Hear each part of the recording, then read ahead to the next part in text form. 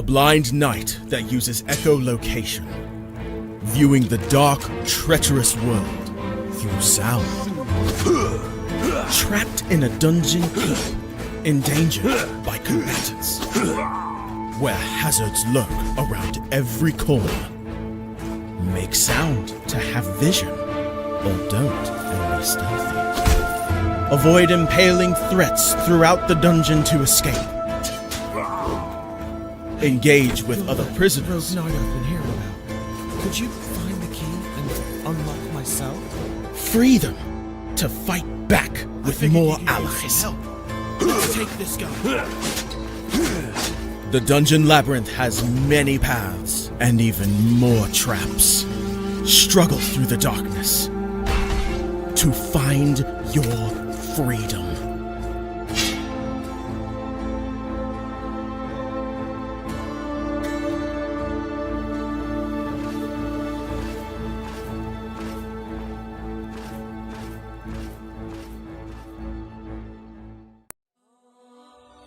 When Alex became a god, he thought he would have no problems at all.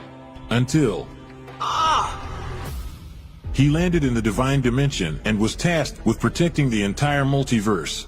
Am I connected to every single Alex Ambrose that ever existed? Alex could travel across dimensions, defying the laws of time and space, to help other Alexes throughout the multiverse. But then everything changed. No! Aw! I have to go back and save them. But if Alex went back to the mortal world, he would relinquish all of his power and his memories. I don't have a choice. I must go back. When Alex returned back to Earth, he goes back to being your average business tycoon millionaire, unaware that the people he cared most about are in danger. Someone help me! Yvonne, what happened? I was attacked by a monster. Alex? What's going on? Get away from him! He is my boyfriend! Who attacked Yvonne in the forest? What will Debbie do next? Who will Alex choose between the two women? Will Alex ever remember who he was before traveling into a different multiverse? To hear what happens next and whether Alex can stop the deranged monster before he strikes again, listen to the original audio drama, Insta Millionaire Returns, only on Pocket FM. Download the app now and find out.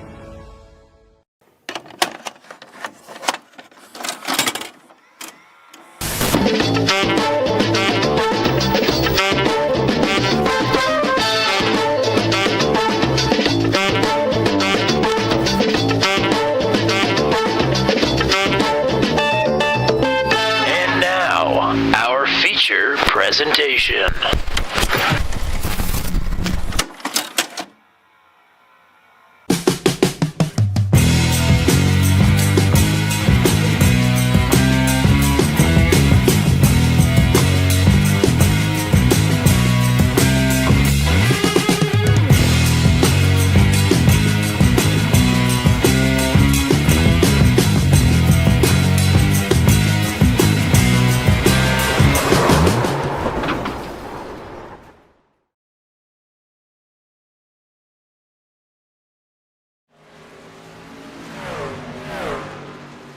The race to the chase is on. 5 more rounds to go, and it all kicks off tonight at the Charlotte Motor Speedway, the home of all things NASCAR. And tonight it plays host to the Venom Truck Series for the 4th time in series history.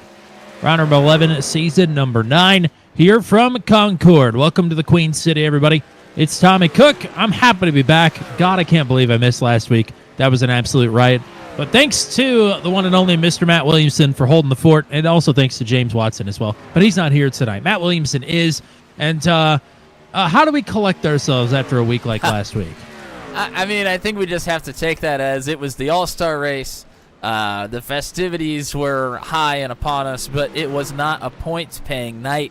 Everybody can just move on from it, let it be what it was, and get back to business here tonight. I think that's the best way to look at it, unless you're Eric Breeding, and then you can shout it from the mountaintops. Absolutely. And speaking of points, let's take a look at them from 2 weeks ago at Bristol. Some things changed, quite a few things changed, and things are still as tight as ever. Yeah, please, just a second. Okay, here we go. Here's the points for 2 weeks ago. Boy, I mean, we've talked about Schlosser and Chad Stearns pretty much all. These are not even. Okay. Yep, there we go. Schlosser and Stearns pretty much all season here. I mean, it's no surprise. But, I mean, look at this. 1 point separates Matt Schlosser and Chad Stearns. That is just unbelievable. That is so crazy, but also so awesome at the same time. Very close race there at the top. The race for third, pretty hot here as well between John Kay and his teammate Luke Peterson. Zach Lockett, Hayden Palumbo very tight for a top 5 position in the points. And then you got Josh Freed, Andy Poliski, and Josh Matacek all kind of right around each other, about between 22 to 29 points above the cut line. And then you have Brantley Gainey sitting down there in 10th. That he is the one that's sweating it out a little bit here. But I mean, really, those bottom 4 shouldn't feel comfortable. I think Palumbo, I mean, as long as you don't have things really, really go wrong, Palumbo and Lockett probably feeling all right going into tonight. And then you have hungry drivers outside the cutoff line. Jan Van Leer, Tyler Logan, Brody Gunter, Jeremy McKinnon, and Kyle Zittel round out your top 15. It's just pockets of drivers kind of all around each other right now in the points. Well, some big losers from 2 weeks ago at Bristol. Zach Lockett lost 20 points. Josh Freed lost 20 points, and Jan Van Leer lost a handful of points as well, and he fell outside of the top 10 in the standings. So work for Lockett, Freed, and Van Leer to be done to regain some lost ground. And if things go well for Schlosser Stearns here tonight, either one of them, we could start talking about them clinching a chase berth here within the next couple of races. But 134 laps here tonight. It is the Broke Guy Tight 201 in conjunction with DealDozesForFree.com. Sinister name here for the race here tonight. But it is Luke Peterson with his 3rd career Venom Truck Series pole, his first front row start of the season from the control car position. Jeremy McKinnon won here back in season number 2. He'll start in the outside pole. How about Austin Holyfield looking for retribution after Bristol Dirt? He'll start in 3rd next to Chad Stearns on out. Who will be on his outside on row number 2. John Kay, Matt Schlosser, 2 powerhouses there. Kay, a runner-up finisher here at Charlotte a couple seasons ago, will start in 5th. Andy Poliski and Josh Freed will be on row number 4. Hayden Palumbo and Paul Ellison is back tonight starting in 10th. Kyle Zittel, Joshua Matacek, runner-up from 2 weeks ago at Bristol Dirt, will start in 12th. Steve Roman, Kevin Sargent will start on row 7. Tyler Logan, who got a podium finish here last season, will start in 15th. Next to Cole Maxwell in 16th. Jordan Jorno, Brantley Gainey on row number 9. It is Pascal Samard, Gary Clark, your top 20 starters. 29 drivers in the lineup tonight, all the way back to RJ Starcevic there at the tail of the field as trucks get ready to roll off pit road. Mr. Matt Williamson, what is the strategy here under the lights at Charlotte Motor Speedway? Yeah, we got 134 laps around Charlotte here tonight. Our pit window is going to be roughly around lap 45. No fast repairs here tonight. We're back to no fast repairs for the regular races here in the season. They do get 3 extra sets of tires. That'll be interesting to see how these drivers use those tires, depending on how some cautions might fly here. And this is one where they definitely could fly. Very quick racetrack. We'll see how that plays out. Very loose truck, by the way. We'll talk about that more as the race rolls along. We average 4 cautions here and 24 lead changes per race. Our prior winners, Jeremy McKinnon won in Season 2, Nathan Reynolds in Season 6, and Hunter Engrav last season. So, only 1 driver in the field that has won a race here at Charlotte in the Venom Truck Series so far. We went 8 races without a repeat race winner. Now Chad Stearns and Matt Schlosser, both atop the point standings, both have doubled up now. As the field is doubled up, Luke Peterson and Jeremy McKinnon also have an opportunity to join the multi-time winners list here for this season as they look to solidify their playoff chances. Peterson and McKinnon on the front row headed to the Geico start zone here for the Broke Guy Tight 201 at Charlotte Motor Speedway. We're green.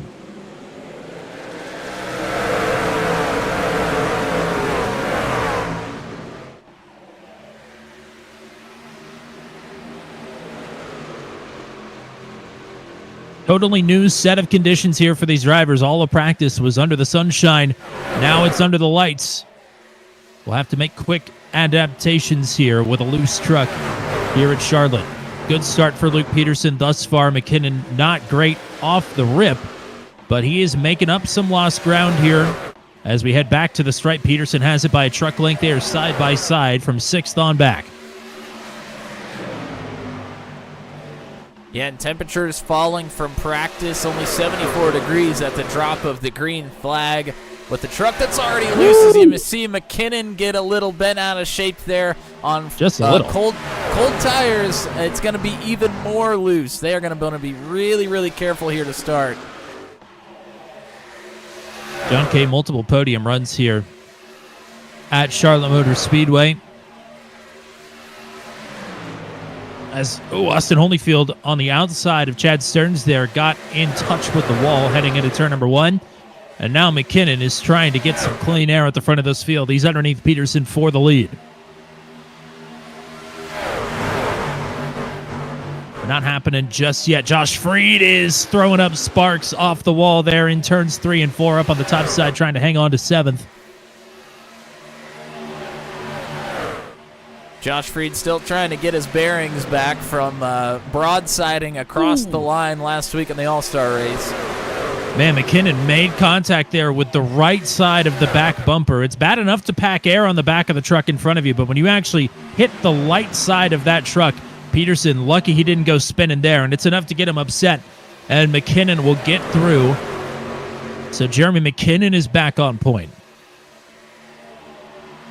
See just how fast this racetrack is for these trucks. Everybody's still packed up together here, and it's going to stay that way for a while until we start to get some tire wear here as the runs go along.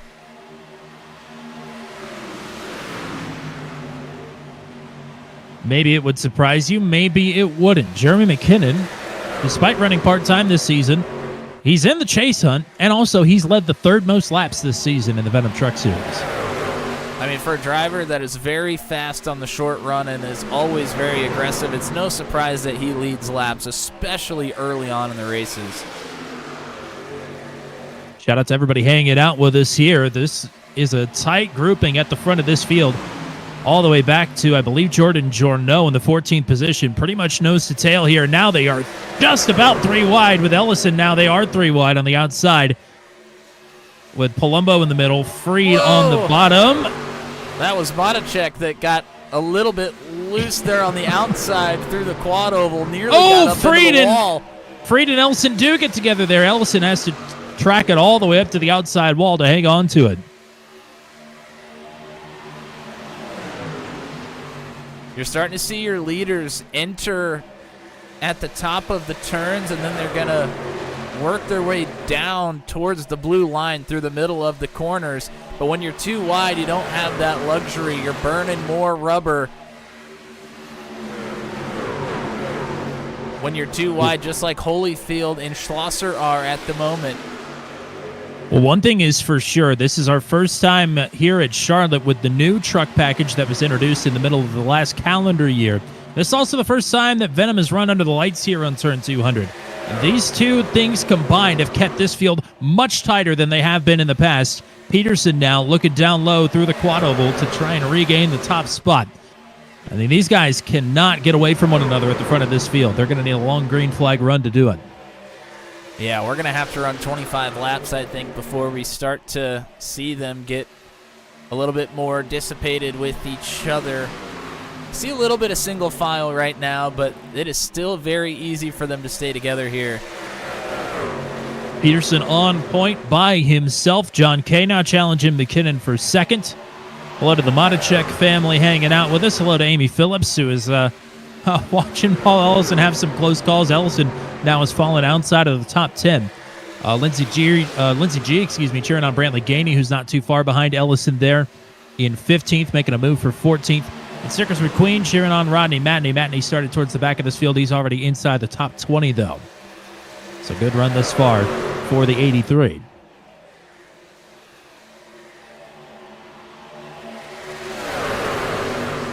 Ellison, I'm pretty sure, may have some damage on this truck. Either that or he is deciding to take it way easy. But that contact with Freed was not insignificant. I mean, when you're packed up like this, and I mean the speeds are very, very quick, you're going to have some drivers start to maybe overstep their bounds a little bit. I mean, it is very easy to have cautions come up here at these types of racetracks, especially in the truck. Just the way that it drives right now early on in the runs, it's very easy to get yourself caught up in some bad situations. Might be Ellison just trying to stay away from those. Peterson at the front of this field is working this like a super speedway race. He's blocking both lanes as McKinnon bounce it off the wall down the back straightaway. I mean, he's blocking McKinnon high. John Kay had a run. He moved it right back down low. Now you're starting to see McKinnon run the top side, especially through turns 3 and 4. You can't really run the top as well here in 1 and 2. You gotta move more towards the middle. Well, his choice right now is to run the outside around the outside of John Kay, or slow down and take your chances to get in line on the bottom. But I think if he did that, Stearns would be able to plug that hole pretty quickly. So McKinnon may be just kind of stuck here for now. Here's the onboard with Jeremy. You saw him through turns 3 and 4, right up close to the wall. He's going to enter on the wall here in turns 1 and 2 and then make his way off of it. It's because the track is a lot more bumpier up there in the top lane through turns 1 and 2. Not very viable to be run and be very quick. And then in turns 3 and 4, he's going to get a little bit closer to it. Oh, you can feel him getting loose. John Kay pinching him up a little bit.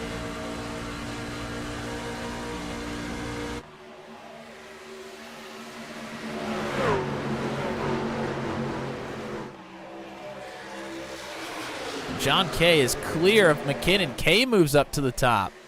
Now McKinnon has Stearns directly to his inside. There are only a handful of drivers up in this lead pack here that look very comfortable right now. We talked about how loose this setup is. We talked about the change in track conditions. I don't think anybody's really got it nailed down except for maybe Luke Peterson and John Kay so far. They're the ones that seem to have had too much trouble to this point. Josh Freed especially has looked very twitchy, very uncomfortable. He's been in close proximity to a lot of people's doors and quarter panels through a lot of the turns. He's starting to slip back a little bit now.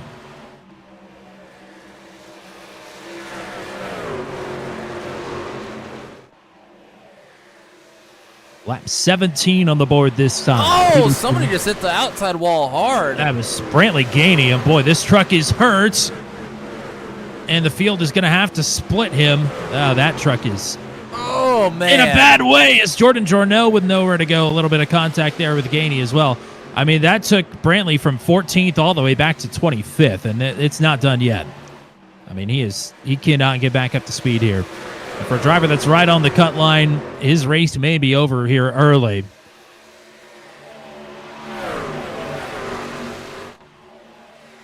Well, here we are, right back at it. John Kay, Luke Peterson. We have shown these two. They've been running cameras a lot for us this season, and they have been right next to each other a whole lot as well. We'll go back to the 38 and the 2, give you some in-car camera action. I tell you this much, the driver I would not want to see behind me right now is Chad Stearns. We talk about him being a long-run driver, and he's already in 3rd. Yeah, I mean, I don't know if I would necessarily look at Charlotte as like a Chad Stearns racetrack, but certainly if we get lots of long green flag runs, that is going to go the way of the 05. I mean, we are in the season of our Lord and Savior here in the Venom Truck Series. I think every track is a Chad Stearns track. Would you have picked Chad Stearns for a top 5 at Bristol Dirt? I wouldn't have. And he did it anyway. And before you ask, I would have picked Matt Williamson for a top 5 at Bristol Dirt. Nah, thank you. I'm surprised that one may have cashed out. I would not have taken that one myself. Oh, well. So, Kay out in front of Peterson here. And at this point in the... Go ahead. Sorry, go ahead.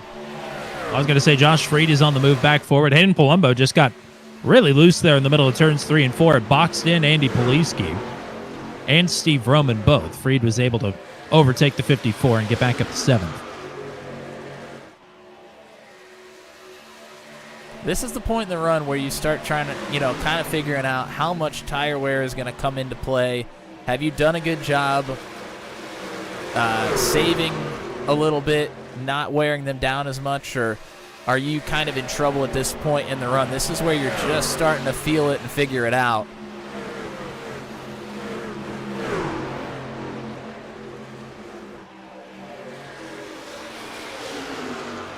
See a couple of Broke Guy teammates, same paint schemes, trying to continue the funding for Broke Guy Racing, running front to back. But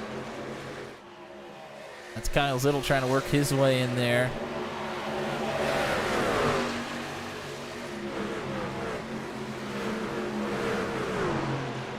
Gunter all the way. He was the second to last driver, really, because RJ Starcevic didn't start this race. He started shotgun on the field, and he is trying to work his way up into the top 10. Oh, no, Gunter!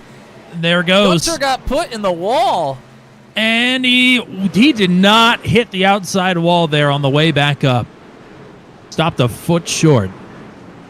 We'll still have some damage, but we were just talking about Gunter having to blast his way back up through the field here. There was, I think, one of the Broke Guy Yeah, it was Steve Roman duo that got into the 01. You do see the front right beat up pretty bad there for Gunter.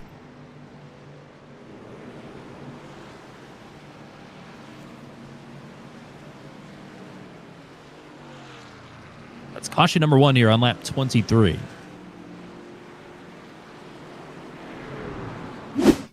And I mean that was the main part of the pack that was still all together. A lot of the rest of the pack had kind of gone single file. Let's take a look. This is a good close-up here of the 01 coming off of turn 2. Oh, and it looks like Palumbo is trying to work his way into the top side there. There really wasn't much room. I think him and Gunter actually got together. And then Steve was trying to fill the hole on the top, and Gunter wasn't all the way down yet. They come together. That's a big shot for the 01 into the outside wall. And then the save that Tommy talked about as we were live. And you can see the rear tires skipping across the racetrack and able to keep it out of the wall. I mean, definitely some pretty heavy right side damage there, but definitely not as bad as it could have been. Yeah, he is still on pit road, which, again, isn't a surprise, but anybody with a keen memory will remember back to, I think, the third race of the season, Las Vegas. I mean, Brody Gunter was in three of those crashes, 3 of the first 4 cautions of the night, and still got a podium with minutes and minutes of damage to fix throughout the course of the evening. So he's not out of it.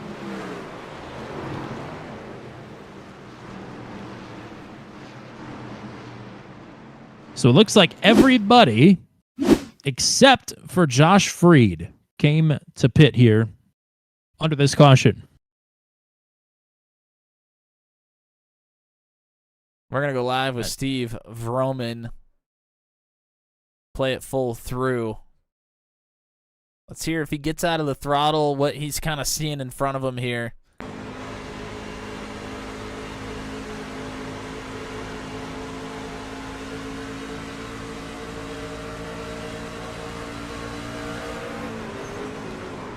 I just think he thought that Gunter was diving to the bottom there, and Gunter kind of hung around there in between the top and the middle lane. I don't think Steve realized that the reason Gunter had moved down is because of the move from Palumbo, and Gunter wasn't really trying to dive the bottom, but from Steve's point of view, I can see how it definitely looks like that.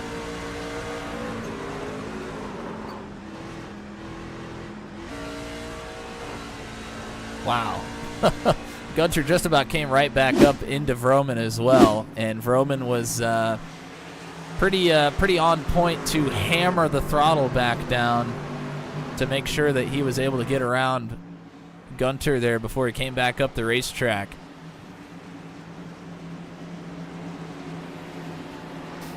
Well, Josh Freed didn't miss an all-star victory by much last week, and he almost did it in real style. But now he's on 25-lap older tires compared to the drivers around him as we come to a restart here on lap 27. Freed will lead the field across the stripe here under green for the first time tonight. Peterson on the outside, Kay and Stearns behind.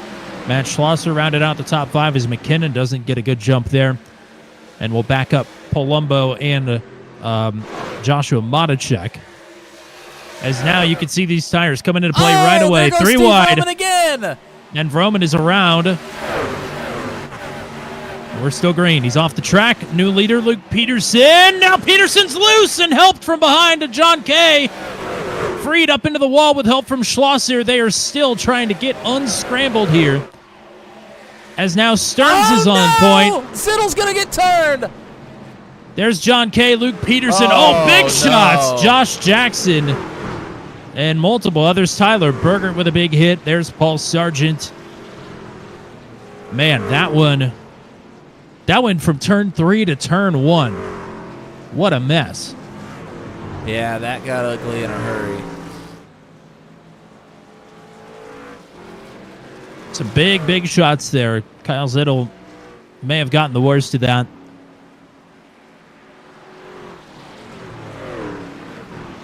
But we'll see for sure here. Caution number 2.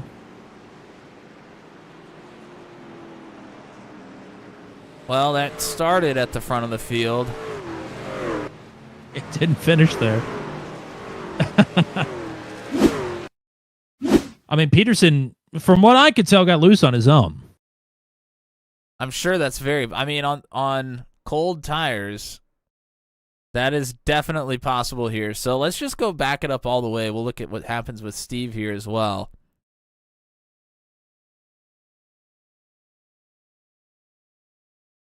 So this is Vroman. I think maybe Vroman gets loose on his own coming off of turn 2 as well. That's how he gets down to the inside wall.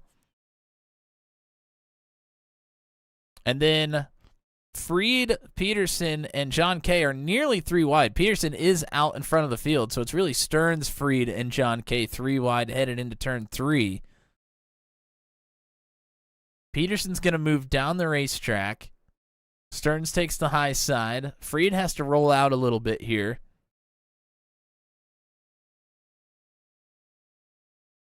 And then through the middle of turns 3 and 4, Peterson gets loose right there. And Kay trying to back out of it, but not a whole lot of places to go. They have to slow down big time. Peterson makes a great save of it up to this point, but they have no momentum coming down the front stretch now, and they are going to get eaten up by the rest of this field.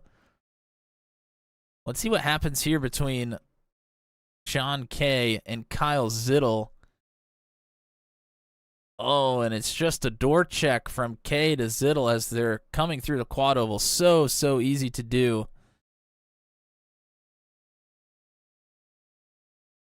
It's really hard to run the very outside there through the quad oval because you shoot straight up into the wall, and they just come together.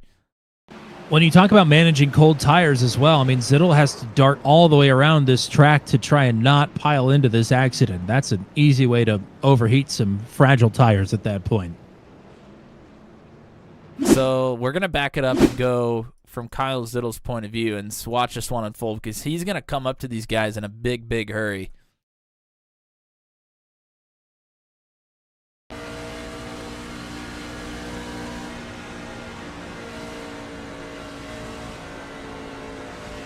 Kyle can't even really see Peterson get loose until he's already way on the bottom. He's really rolled out of the throttle when he's coming to start-finish.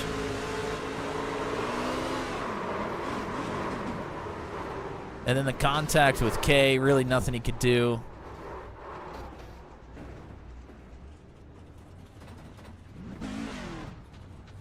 Yeah, I mean, that's a tough spot to be for Zittel. I mean, he was out of the throttle for a good portion of the front stretch coming up to start finish. Just really nowhere to go. Well, that was a mess. No doubt about it. I think everybody from that accident is still out on the track. The only two drivers that are not on track right now are Bertie Gunter and Brantley Gainey. So their races are in serious jeopardy. But this is how the top 10 will line up here for a restart on lap 32. It's the 04 and the 05, your 2 points leaders. Chad Stearns and Matt Schlosser on row 1. Palumbo and McKinnon on row 2. Matacek and Peterson still on row 3. It is Holyfield and Rainey on row 4. And Logan and Journeau, the top 10. Second restart of the night. We'll hope that it goes better than the last one. Back to green. Outside line is not firing off very well. I mean, really, nobody other than Stearns fired off very well there either. Palumbo, not a great start behind Stearns either. So Schlosser back to third. Puts Matacek and McKinnon side by side for fourth. If we get some green flag running in here, I think Bailey wants to see her husband. But we got to make a couple laps here first.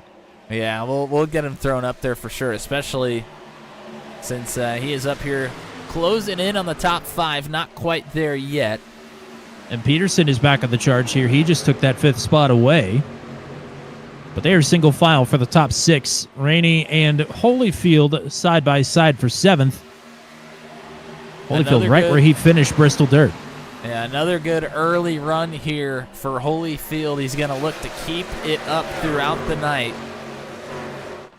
And you and I talked about it on the Venom cast, but we're both in agreement. John Kay was as well. Holyfield had podium pace. It's a shame that he didn't get it.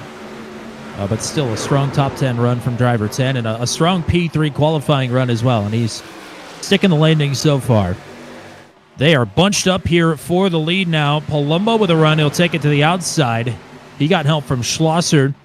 McKinnon is back up here as well. But Hayden here on the top side, looking to take the lead for the first time here tonight at the stripe. He got it, but he's not clear yet.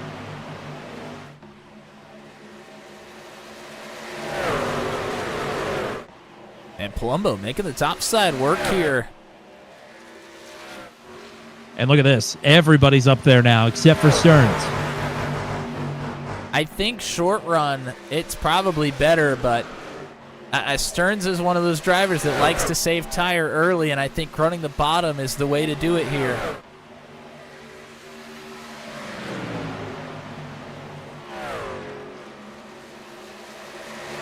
Palumbo on the restart took the purple lap of the race away from Josh Jackson. Stearns was using the blue and white line down there through turns 1 and 2. He's going to get back down to it here through turns 3 and 4. I think this is a long-term, long-run play here for the 05. It's Nathan Reynolds' secret. That blue paint has some grip in it. If you can get the left sides on it. Yeah, it's not totally comparable, but we ran Charlotte, granted, during the daytime in the Xfinity cars not too long ago, and running the bottom was definitely the way to go for the long-run pace.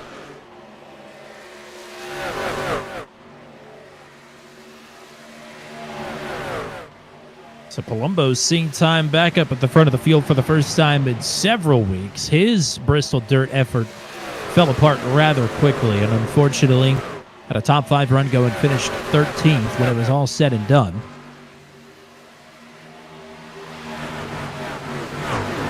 There's Mr. Matacek there in the in-car, or car inside cameras. Still trying to work on the top 5, still sitting there in 6th. Different camera view for us here today. He's always changing it up. Yeah. He messaged me about cameras for the ASRL Sports Car Championship today. So I think he's always brewing up ideas. Always concocting. Well, not far in front of him. This battle for the lead is still a brewing. Yes, it is. Schlosser is looking.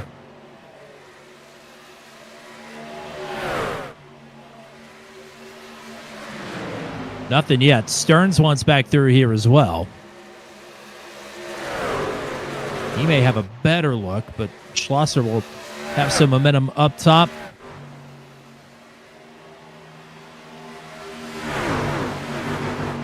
We talk about McKinnon going bombs away. He's looking very reserved, very patient up to this point, riding in fourth. Enough pace to stay in line here with these top three, but not making any bonsai moves yet. As they get to racing, though, the temptation is going to grow, and it's going to grow maybe right here as he's got a big run. He closed up 2 truck lengths there in 1 and 2 on Stearns.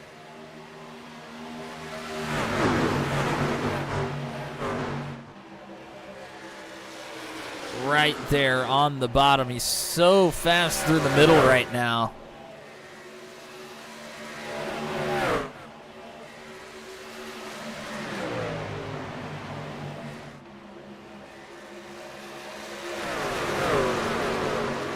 Using that paint, trying to get that turn down low. Stearns will fire off from the top side and nose out ahead into turn number 3.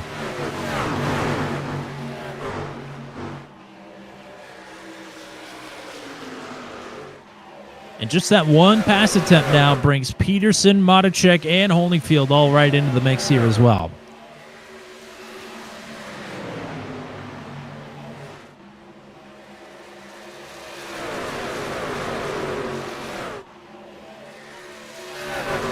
And don't look now, but Garrett Rainey's here. Yeah, Rainey's been hanging around the top 10 all night. Had a couple side-by-side battles there in the early goings that he was able to get the best of. Oh, he's super loose there off of 4, though. That's going to make you settle down a little bit. Got a battle for ninth behind them. And how about Jordan Journo? He's taken a few weeks off from the Venom Truck Series, but he's back here tonight. And that is a pass on the driver that finished on the podium here last season in Tyler Logan. But Journo making it stick as Logan goes for a very sketchy crossover. Oh, Journo lost the nose there, nearly got up into the wall. Just a twitch there. He's going to send it around the top side, though, and try and get himself cleared.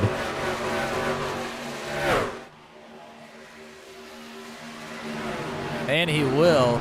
Up in front of them. Still tight for the lead here.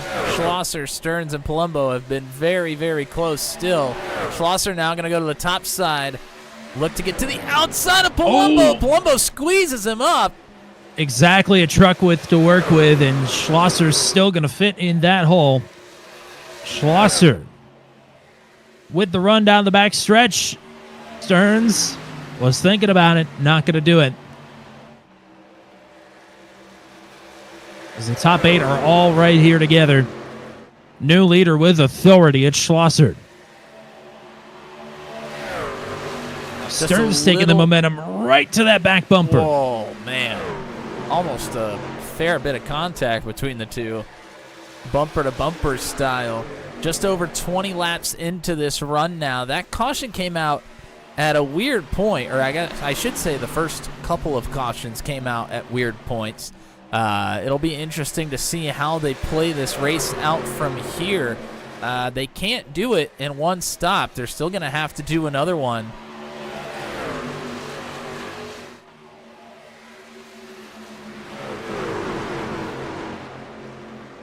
Oh, man. Stearns is loose there.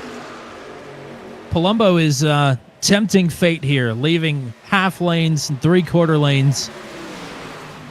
Eventually, somebody's going to try and shoot this gap, but all these trucks behind Schlosser are looking very unsettled right now.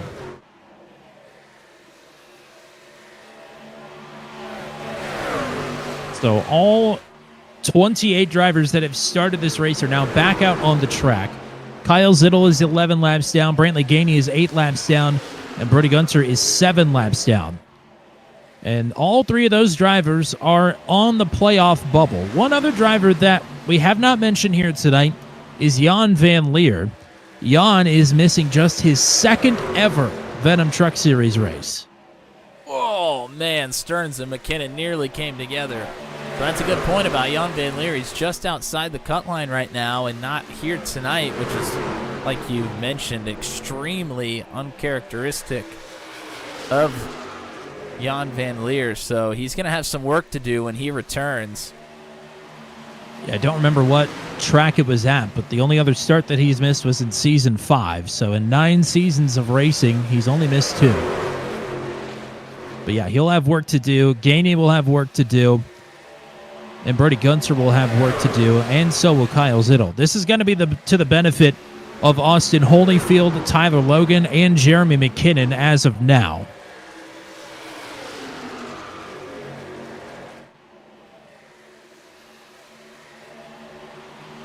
Still a lot of racing left to go. Lap 51 is up on the board. Schlosser able to get some separation. It's the first time we've seen it tonight.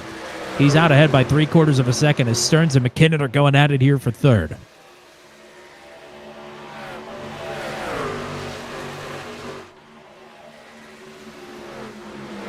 And Luke Peterson and Josh Matacek starting to creep their way up to these three as well.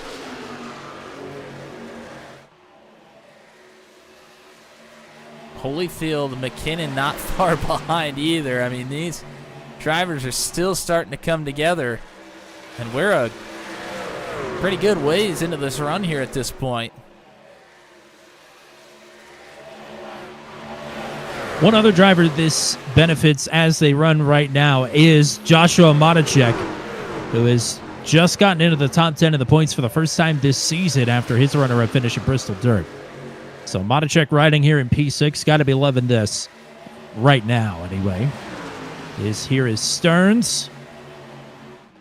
To the inside of Palumbo here for second as Peterson is up the track and off the door of McKinnon, and he'll save it. Man, Peterson looked pretty sideways there. I mean, Peterson never had the traction there on that turn. That thing just shot straight up the track. Good saves by both of those drivers. Peterson only will lose 2 spots. Yeah, that'll allow Matacek to get into the top 5. He's been hunting it all night.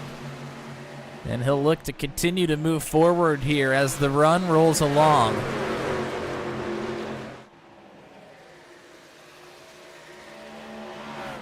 Nearly a second advantage right now for Schlosser over Palumbo, who has his hands full with Chad Stearns.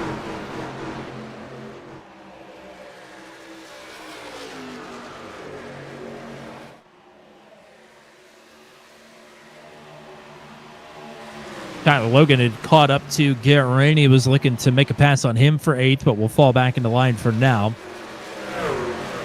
Paul Ellison's gotten through on Jordan Journeau as well to get Ellison into the top 10. As now Logan and Rainey will go at it here for 8th, just behind Austin Holyfield. Hello to Ty Coleman hanging out with us. Holyfield looking for back-to-back top 10s.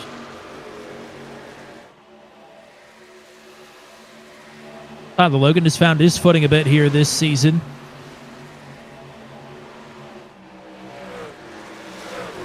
Rainey loses the nose of his truck. The 98 will sneak underneath 3 wide there for just a split second.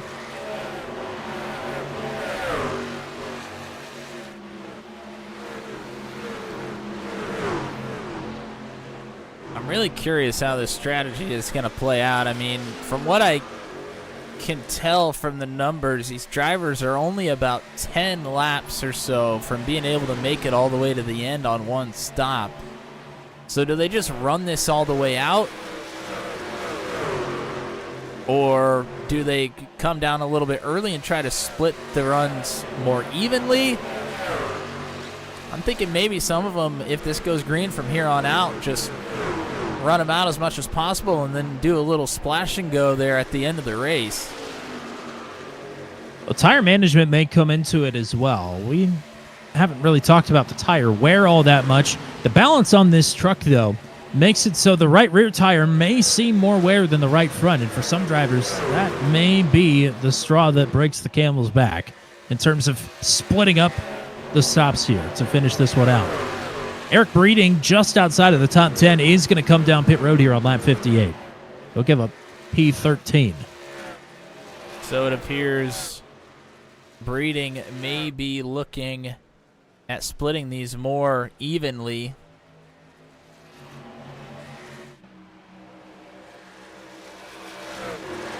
From here on out, a very comfortable one stop.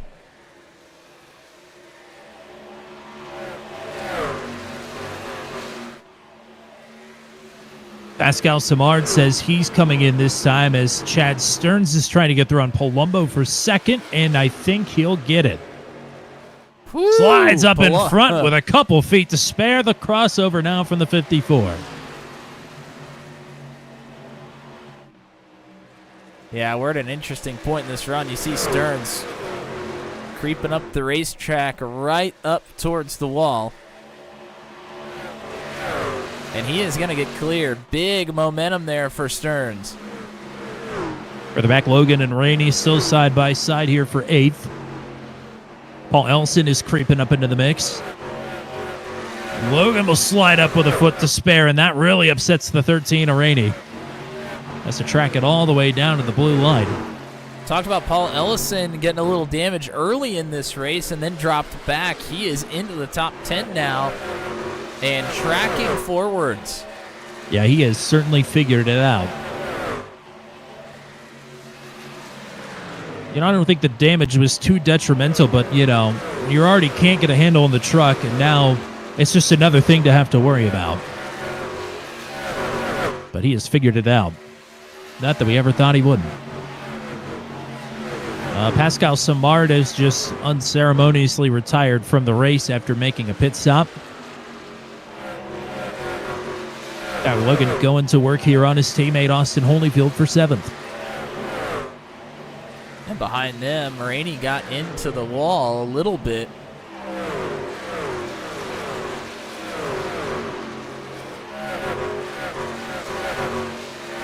Two sets of teammates going at it here. Logan will pull back in line. Rainey lost the nose there. We'll open the door for Ellison as Logan is almost clear. Through the quad oval, lap 64 is up on the board. Tyler Logan on the march. He takes 7th. Ellison looking for 9th. Oh, Ellison really brought the right side of that truck around, got down there on that paint, maybe found a little bit too much grip.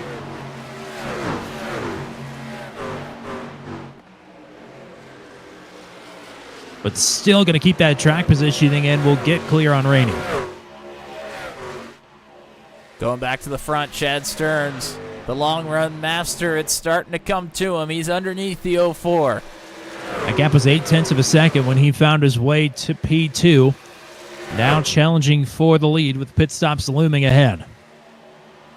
Does this change strategy for Matt Schlosser at all? Maybe end up breaking this race up into some shorter runs rather than going for the long one? He may not be thinking about a pit stop right now. He may be thinking about trying to fend off Stearns. As difficult of a task as that is, he is still rocking and rolling here on the top side. Man, as he gets up into the wall just a touch, he's looked really steady. We've seen a lot of other drivers kind of working the wheel side to side, getting really loose. He has looked rock steady, but so is Stearns underneath. Stearns starting to inch ahead just a bit. He'll have the lead at the line, but not going to get clear yet.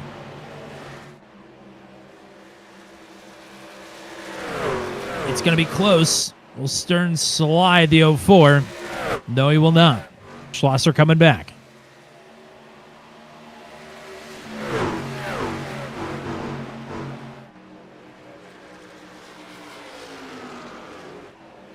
Bit of a wishy-washy middle of 3 and 4 is going to allow Stearns to get clear outright for the top spot. And now you could probably focus on strategy a little bit.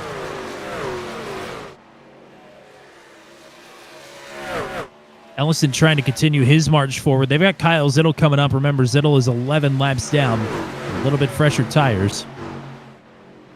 But he still may factor into this battle here inside the top 10.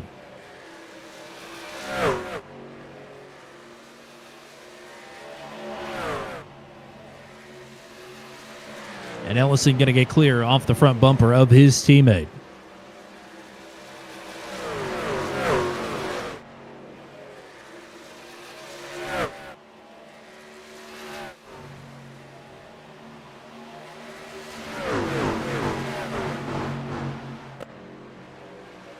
Peterson all over Joshua Matichek here to try and get back into the top 5. And Tyler Logan is advancing rather quickly as well. Here's Preach down low.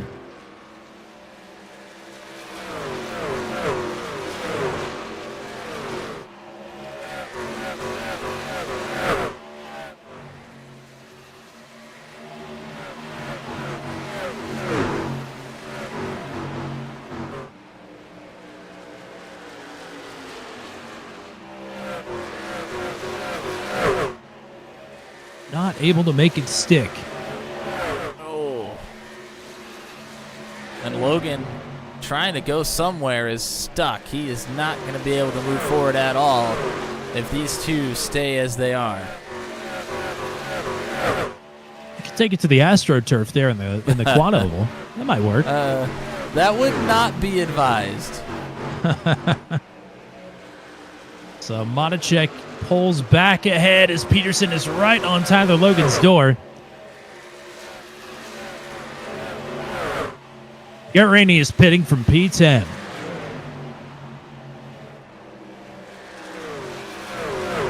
See if he drags anybody down. I think a lot of these drivers probably trying to make it as far as they can at this point. We're thinking maybe lap 80, maybe a couple more laps further.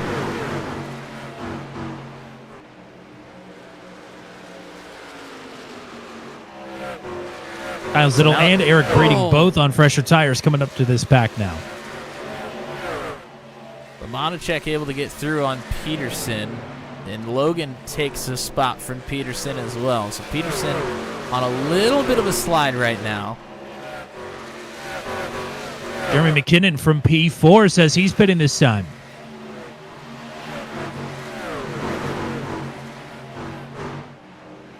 See how he's able to get to pit road. Looks like a lot of speed here.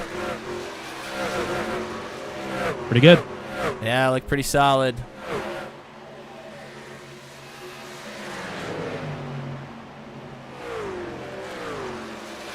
So McKinnon and Rainey, both from the top 10, both down pit road.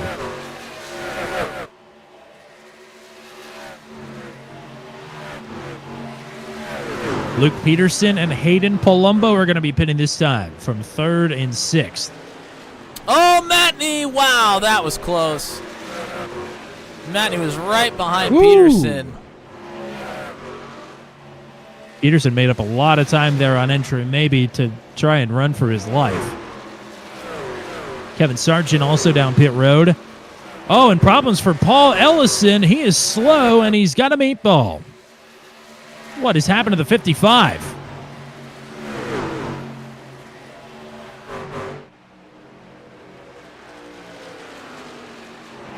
I think maybe in that exchange with Rodney Matney, Paul Ellison had something happen there. Wow, for a meatball, I don't have anything on my replay tracker, unfortunately. We'll see if we can track down where that happened.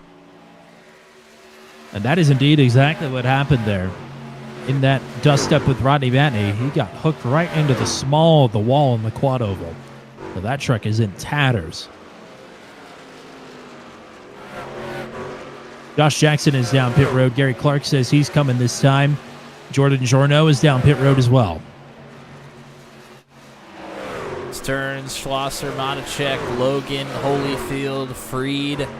They have stayed out here. John Kay, he's also out. Andy Polisky and Brian Mitchell have stayed out. So it's the top 9 that have yet to come down pit road. Chad Stearns out to a nearly 2-second lead. He is coming, and he will bring Matt Schlosser down with him.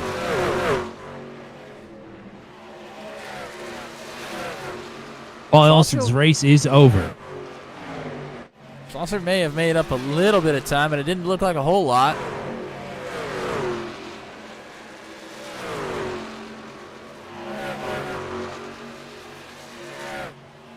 All right, so driver's not able to make it to lap 80, seemingly. Monacek is going to make his way in.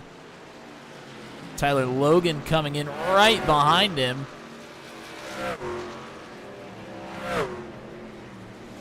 So they will be nose to tail as they enter.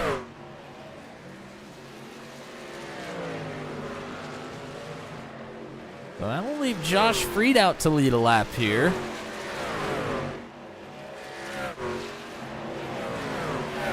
Remember, Freed stayed out under the last caution. Maybe that was 2 cautions ago. I'm not sure, but he's had a weird evening. Yeah, he stayed out on the first one, and then that next Got one caught up happened in that. immediately, and then he ended up coming down on lap 30. So he got caught in that accident, but he's still out front here. John Kay, I think, maybe he just made some kind of call out. Actually, he was staying high for Chad Stearns, who at this point has not cycled out to the lead. As of now, I think it would be Hayden Palumbo. Actually, it's Eric Breeding. Yeah, Breeding came in really early, though. Breeding broke this thing up much, much differently than the rest of the drivers. He was down on lap 58, and Palumbo was down on lap 74. So Breeding, the winner of the All-Star Open and the All-Star race last week. 3rd driver to win an All-Star race before they win an actual points-paying Venom Truck Series race. May have something up his sleeve here for the evening. Josh Freed trying to pit. He did call it out, but he slowed down in the middle of the track, and that really bottled up Matt Schlosser there. That was almost disaster for both of them. Yeah, Schlosser had to slide up the racetrack coming out of 4, which almost every time you have to do that ends up getting into the wall. But Schlosser was able to use the newer tires to be able to not meet his demise there out of 4. John Kay says he's coming this time. Lap 82. I don't think these drivers behind him can make it a whole lot further. No, I don't think so. Poliski and Mitchell are still out on the track, and Brian Mitchell's coming this time. So it's just Andy Poliski out front.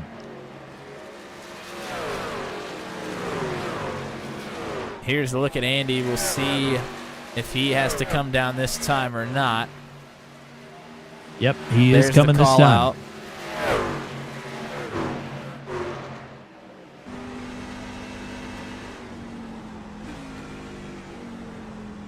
Oh, man, carrying a lot of speed here. Oh, Pretty that was aggressive. pretty solid.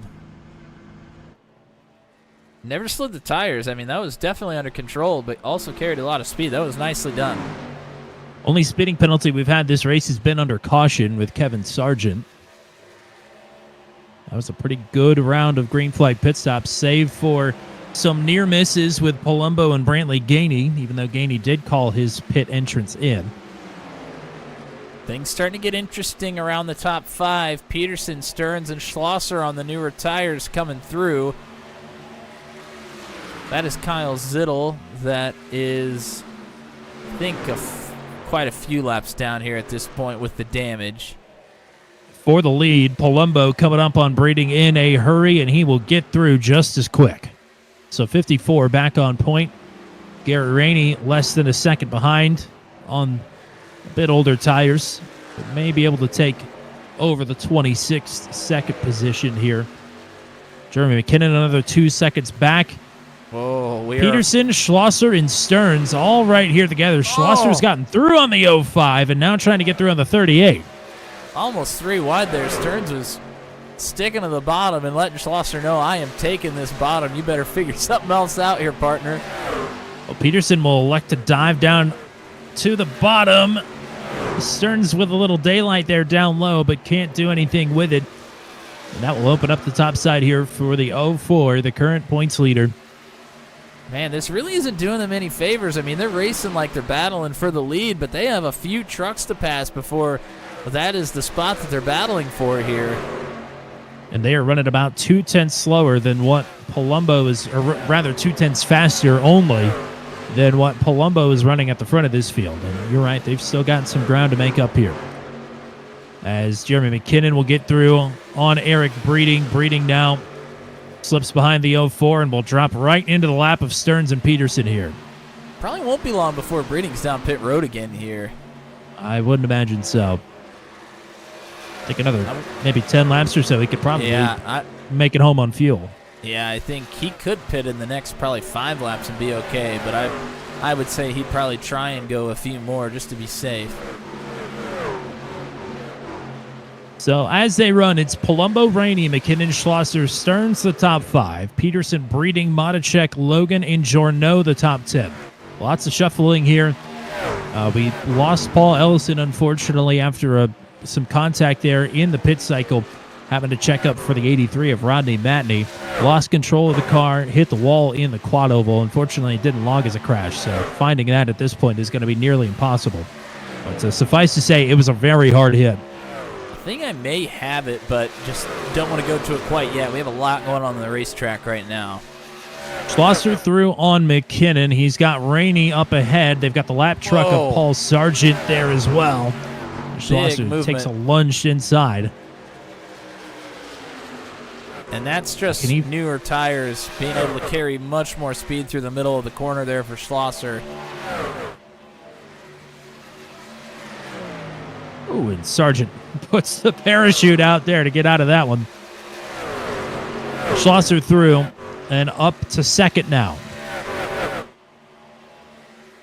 Yeah, we talked about Jan Van Leer missing this race. Didn't even mention Zach Lockett's not here. So more points implications. Lost quite a few points at Bristol. Now will be a little bit tighter than he wants to be with 4 rounds to go. But appreciate you hanging out in the chat here tonight. As Rainey catches the wall, McKinnon will get through, and Stearns is getting boxed in behind some slower traffic here.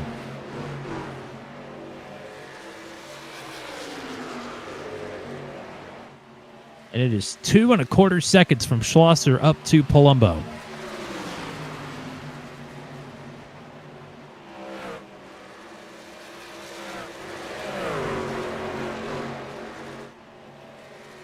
Here's Stearns going right after McKinnon for third. And he'll take it.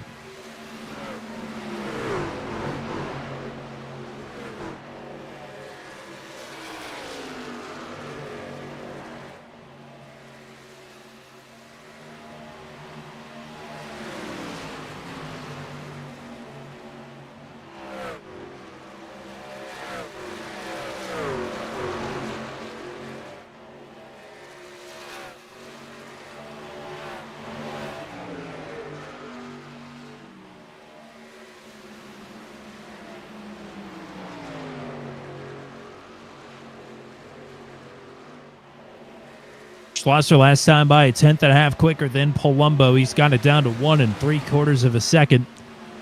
Eric Breeding continuing to slip back. He's now back to P10. Journeau is up to 9th. Tyler Logan got through a couple laps ago as well.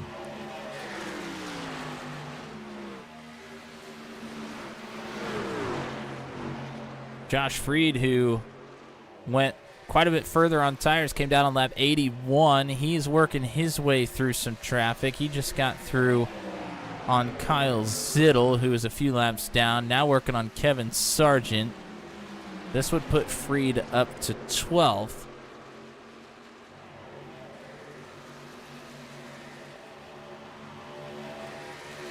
Freed has had technically 2 seconds in the last 3 weeks if you lump in the All-Star race. Remember, had that great run at the Nashville Superspeedway as well. Nearly pulled it off on the one stop. What a story that would have been.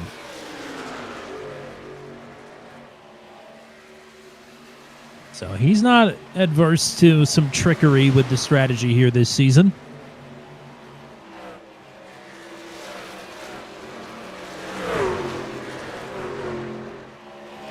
All of a sudden, we were watching the gap between Palumbo and Schlosser, but now it is Stearns who has caught the 04 first.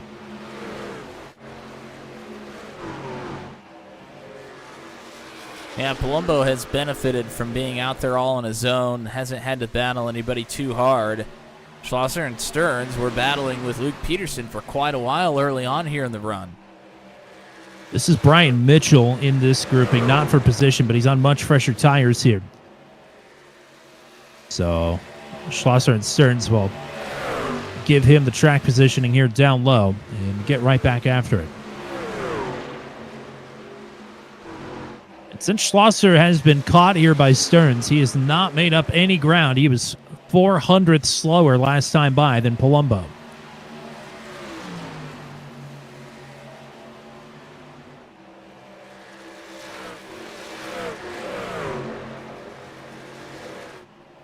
Some more traffic ahead,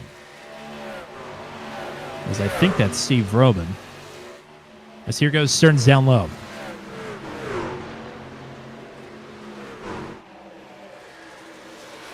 Rewind with Steve outside. And that will get it done here for Chad Stearns. Now meanwhile, further back, Luke Peterson has gotten ahead of Jeremy McKinnon for fourth. We're now going to look for Stearns to start reeling in Palumbo. I think Schlosser was holding up the 05 a little bit there. Maybe he's going to try and saddle him up and ride him to the front. Not a bad strategy. Pick the fastest horse and just follow.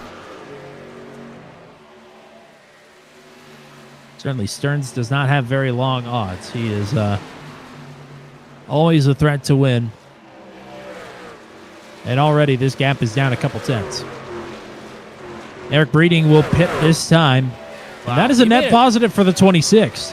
Yeah, and he made it quite a bit further than I thought he would, to be quite honest. So, yeah, 35 lap run to the finish. Gotta like that.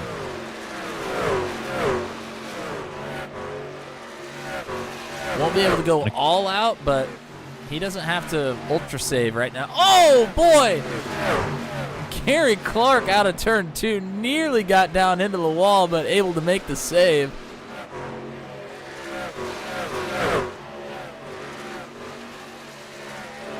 Tyler Logan through on Garrett Rainey for 7th. And Josh Matichek has gotten through on Jeremy McKinnon as well to get up into the top 5 once again.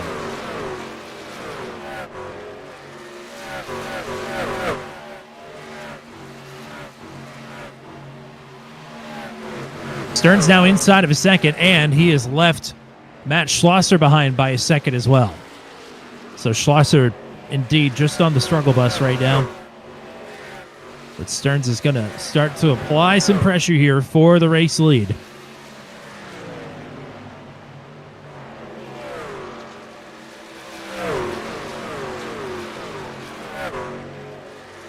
Apparently Gainey bringing his battered truck down pit road once again. He's not lost an additional lap here, even on this long green flag run. So well done for the 22. But unfortunately, that's not going to be much consolation since he is 8 laps down right now.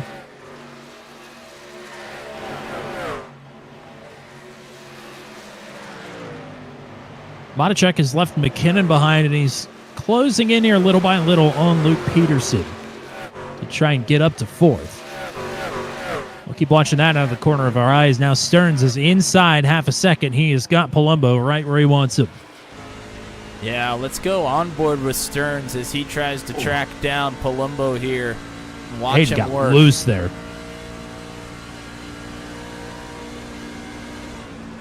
Be curious to see if some drivers start diving down pit road to split this into 30-lap runs. Or if they're just going to do a little splash and go here at the end.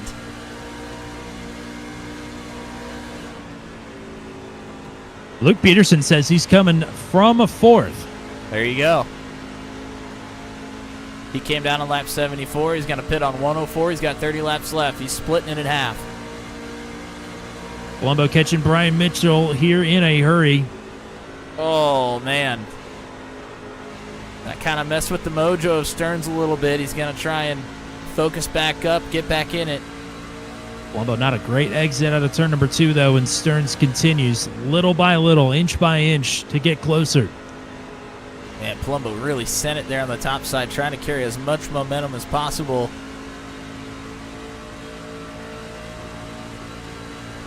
Hayden getting his elbows out here.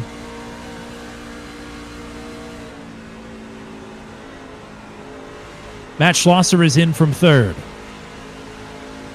Paul Sargent in as well. Schlosser may be covering off Luke Peterson here. Hayden Palumbo says he's pitting from the lead, and this is going to cost Chad Stearns a little time here. No, it's not, because Stearns is coming with him. Wow, okay. I did not expect that. Stearns trying to get all he can get there, yawing out the back end of that truck. But first and second, separated by a truck length down pit road here on lap 106. New leader is Joshua Matichek. Boy, this is really going to shake things up, because you're going to see some drivers here stretch this thing out and just do a little splash and go at the end. They're going to save a lot of time on their pit stop as Gary Clark up into the wall. That's the one thing these drivers don't want to see is a caution. 4 tires and fuel, and the race off. Stearns has the positioning here on the inside. Down on the flat, you don't want to be side by side. Stearns will give it up. But again, he's got great pace, and he's got Palumbo only 2 truck lengths in front of him. And a big story here. There goes Schlosser around him. Schlosser is able to get around, but oh boy, that was close. Damn! He said, "Get out Matt of the doesn't way, want the train's this? coming." Wow. Cole Maxwell is in. Kevin Sargent's coming in this time. Jordan Journeau says he's pitting this time after several near misses with the provisional podium runners. So Schlosser only 1 lap fresher tires and able to get out in front of both Palumbo and Stearns. Schlosser has been very quick here as well, just not quite had the same pace. He's had the short run pace. 30 laps is not quite short enough of a run, I think, from what we've seen from Schlosser here tonight. But that doesn't mean he's not going to put up a fight. Palumbo, though, going at it. Right to the inside. Garini pitting from the top 10 now. So these drivers are coming up on Jeremy McKinnon. So McKinnon is a lap ahead of them at the moment. Oh, and who's going to give? McKinnon. Palumbo down on the apron there.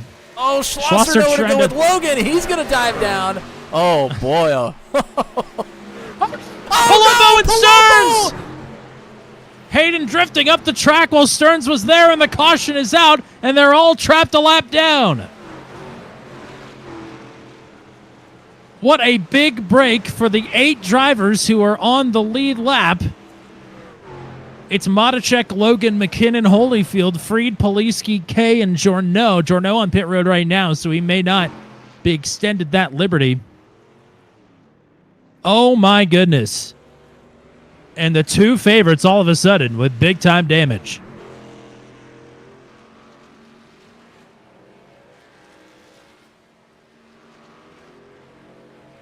Boy. Oh, man. Yeah.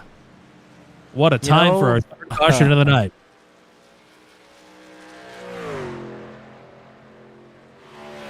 All right. Let's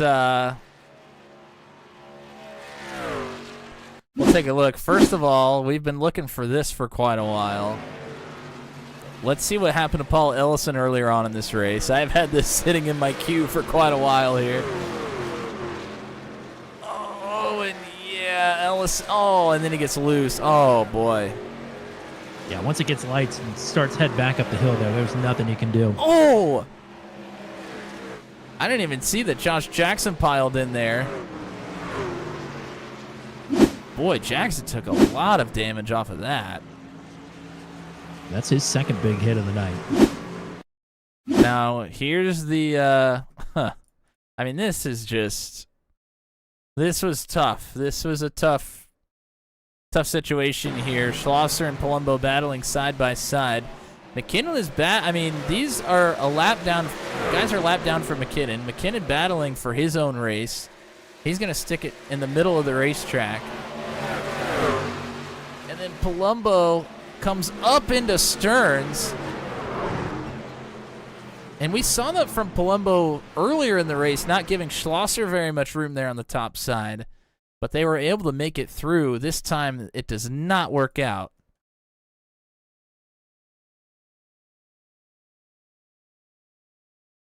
Palumbo's just trying to get a good entry into the corner here and comes right up into Stearns.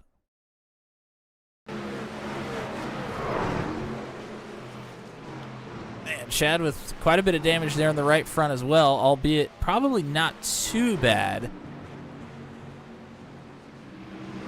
I mean, looking at this camera view, there's not a whole lot there.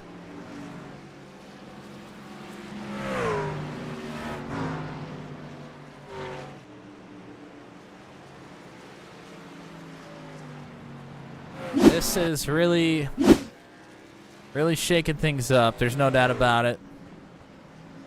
So I think we've got 8 trucks on the lead lap. Back to Brian Mitchell, who just got the lucky dog. However, now, with the leaders making pit stops here, looks like the top 16 will be on the lead lap, albeit the drivers from 9th down to 16th will have to take the wave around here,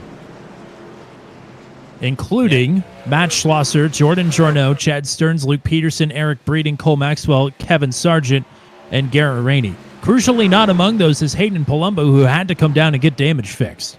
So he is still stuck 1 lap down.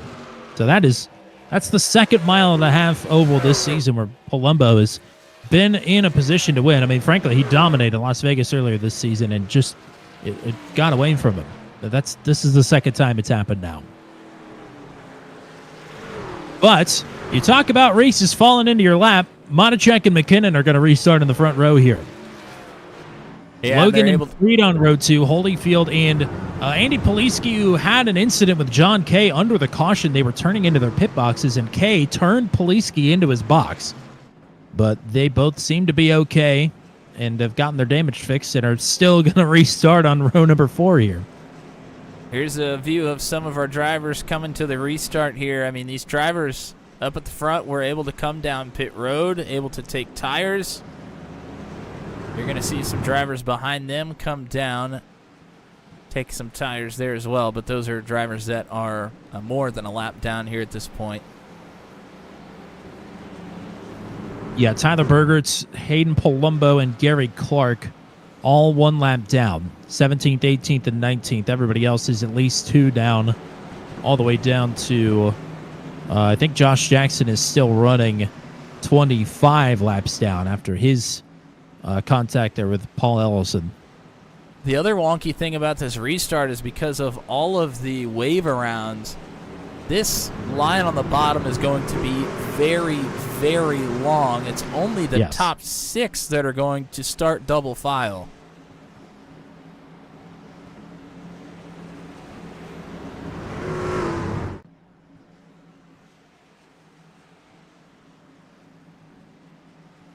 Oh boy. The stories at the front of this field.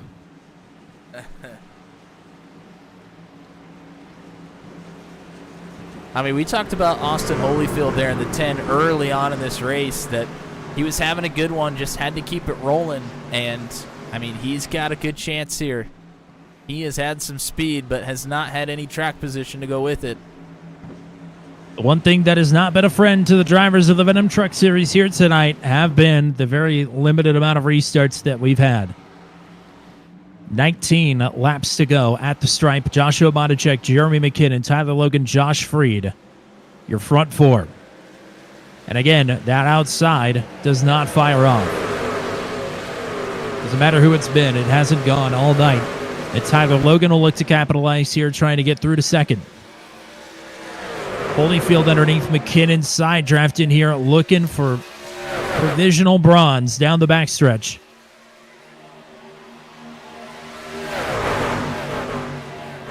Monacek is loose! Nowhere for Tyler Logan to go. Freed into the back of McKinnon. They save it. No! McKinnon back down the hill into Monacek. Caution is back out. Everybody scrambling, still crashing here. Yeah, Rodney Matney, big shot there with Monacek as well. And again, we saw it with Luke Peterson earlier tonight. Fresh tires. Oh, boy.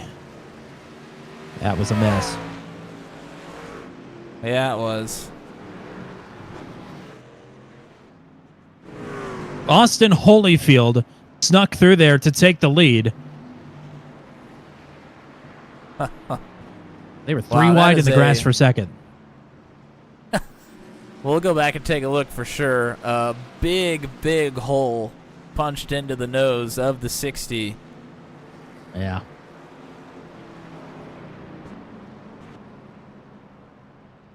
And, I mean, we talked about these restarts under the lights on cold tires.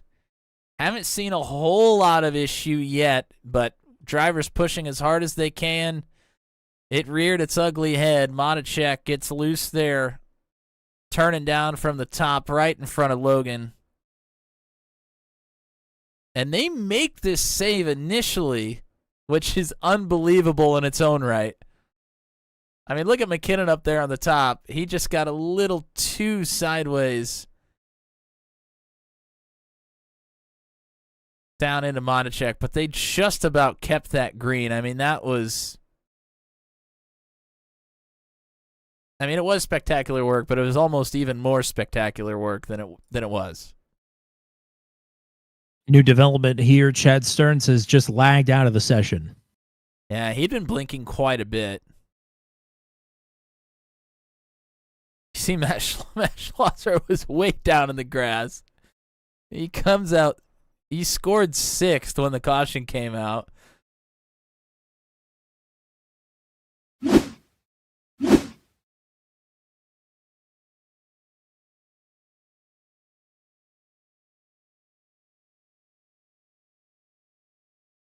Let's back it up from Tyler Logan's point of view.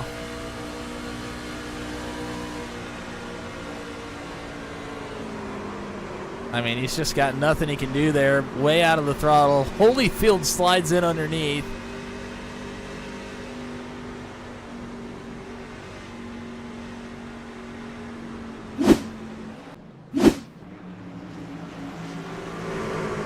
That was a cluster, no doubt about it. That's the 4th caution of the night, and guess what? That is the average amount of cautions we have had here at Charlotte over the years. Yeah, our caution counts in our 3 previous races here: 5, 1, and 5. So I'm liking 5 where we're sitting right now. Just a question of where it's going to come from. So Tyler Bergert gets the lucky dog to make 17 drivers on the lead lap, but with Chad Stearns lagging out, that means there will only be 16 on the lead lap. Back to Jeremy McKinnon. So it is Holyfield and Logan on the front row. 2 drivers looking for their first career Venom Truck Series victories. John Kay, Andy Poliski, 2 series champions behind him in second. Josh Freed, Matt Schlosser on row 3. Jordan Journeau, what a comeback would be for him here tonight. He's in 7th. Luke Peterson to his outside. Eric Breeding and Garrett Rainey, the top 10.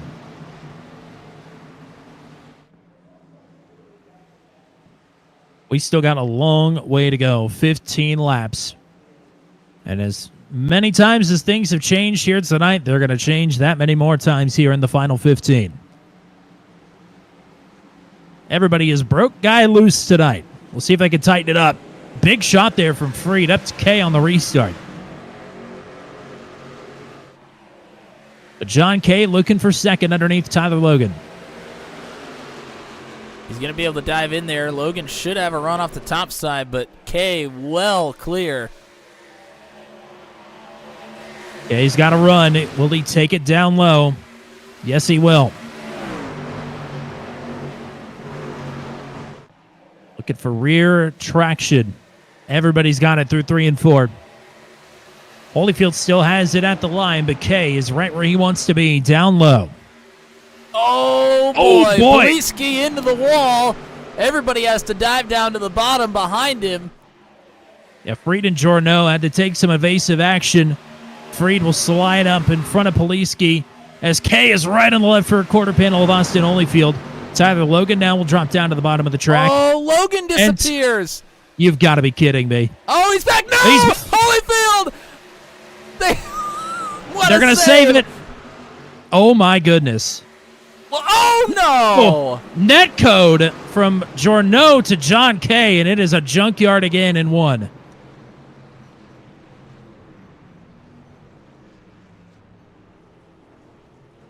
It did not, from where I was at anyway, the replay may tell a different story, but it did not look like Jorno actually touched John Kay there. But, I mean, that was set in motion well before that as well.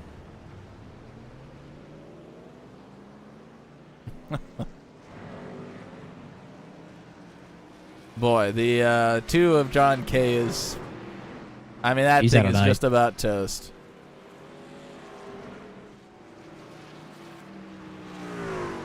I think the right front toe is just a bit knocked out.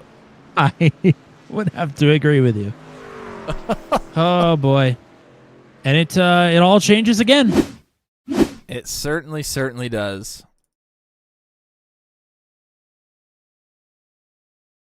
All right, well, let's see it. Kay had a big run.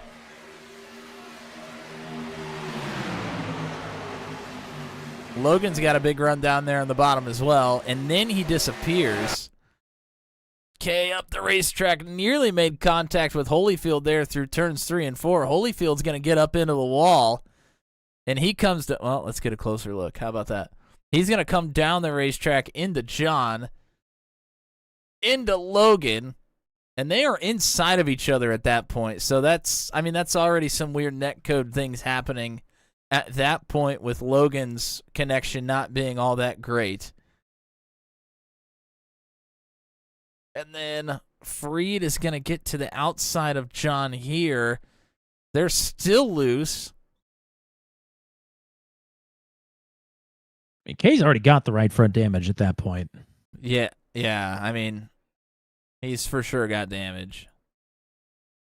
Albeit not nearly as bad as it's going to be after this. I don't know. I mean, from my angle, it looks like it was pretty fair contact. I don't know if there's a whole lot of netcode involved there. That was just... I think it may have happened anyway. Yeah, that was, for sure. That was a disaster. Unfortunately, Peterson gets collected big time in this as well. Rainey's going to go for a little bit of a spin up into the wall. I mean... Yeah, that's big contact. What a lucky escape for Josh Freed. He's still right in here in third. And, I mean, he got turned there at the start of that. I mean, these last two restarts, I don't know if there's a truck out there that doesn't have some sort of damage. These last two restarts have been brutal.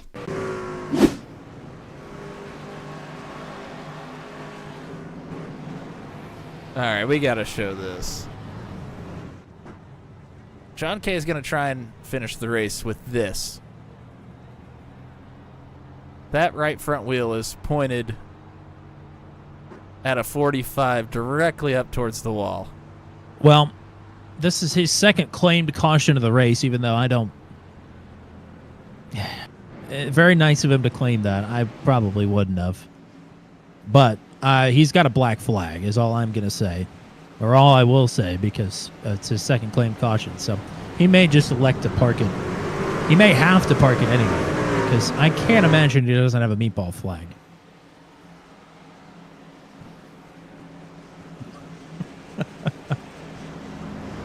Oh, Lord.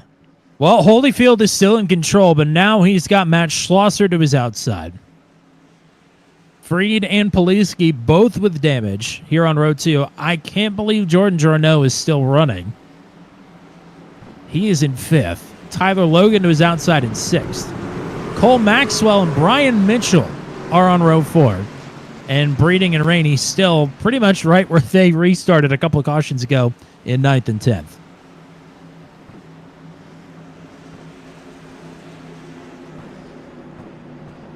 Nine laps to go. Tommy what else can happen? Tommy Cook called a shot. He said 5 cautions. That was the 5th. Can we get to the end of the race here? Oh, boy. I don't know. Back to green. Again, not a good jump there from the outside. That's probably the best we've seen it. Schlosser able to hold nose to nose here with Freed.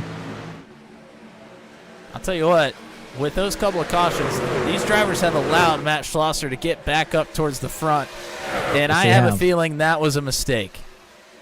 Poliski bump drafting Josh Freed down the backstretch. Holyfield and Freed side by side for the lead.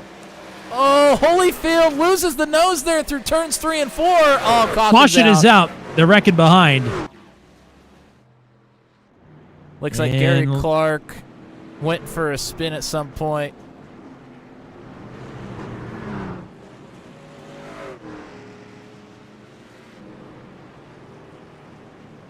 Not sure exactly where that started. I'm not sure either. Jordan Jarneau kind of went for a slide, but, I mean, it all happened behind him.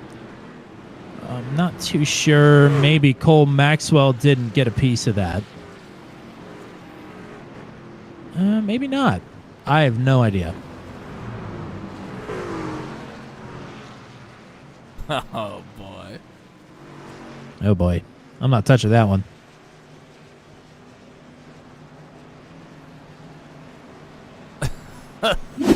Now with a 10-foot pole. All right, let's take a look. Jordan Jorneau was down here on the bottom.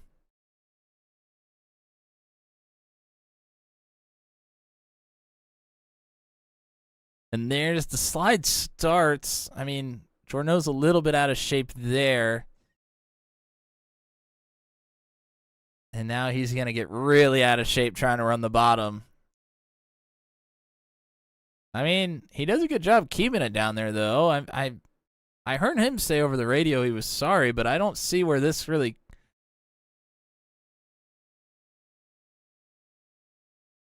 I think this was Garrett Rainey, was where this really Yeah, I mean, goes awry. Yeah, if you look further back, it's happening behind them. So let's back it up to Garrett Rainey. He is nearly 3 wide. Matichek's on his bottom. Josh Jackson was trying to get to their inside. And Rainey is going to get loose on the top, just like Matichek did on... Oh, my goodness. Kyle Zittel gets slammed up into the wall.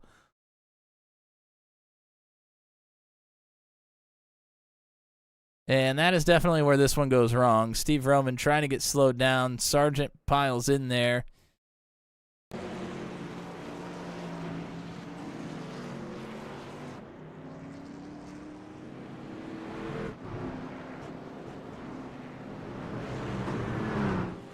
This went from a few trucks with moderate damage to a lot of trucks with pretty heavy damage. I mean, this is looking like a real-life ARCA race all of a sudden in terms of the damage count. I mean, literally, I think maybe only Matt Schlosser is the only truck that doesn't have some kind of damage up to this point. Maybe Eric Breeding? Like, it can't be that many. Certainly, Freed and Poliski have damage. Tyler Logan took a shot off the door. What is happening with Andy Poliski all of a sudden? I mean, we ran damn near 90 laps of this race under green. And the wheels have fallen off rather quickly. Hello to Nathan for hanging out with us as well. We're coming to a restart here, a 5-lap shootout.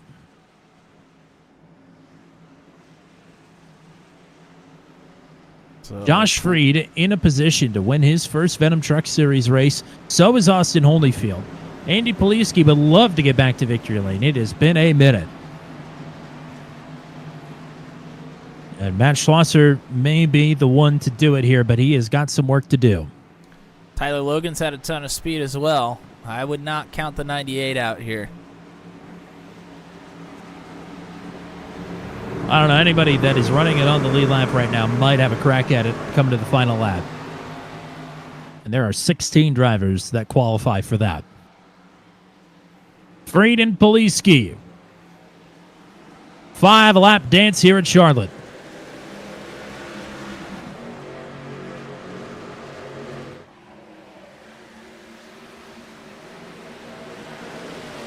That's the best restart we've seen from the outside yet, and Poliski already getting after it.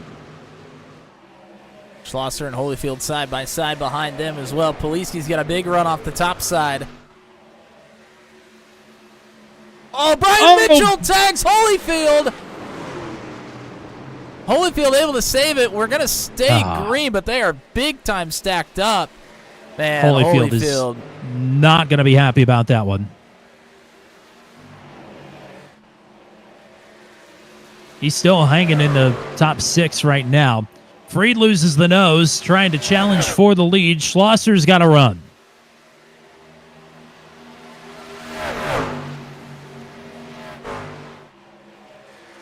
Schlosser. Oh, Freed loses it again. Schlosser's going to get through and clear.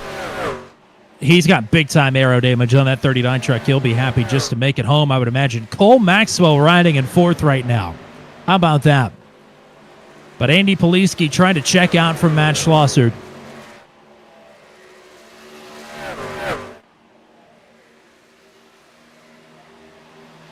A big gaggle behind these trucks. I mean, we still have to make it to the white here. Yes, we do. I'm not sure that we will.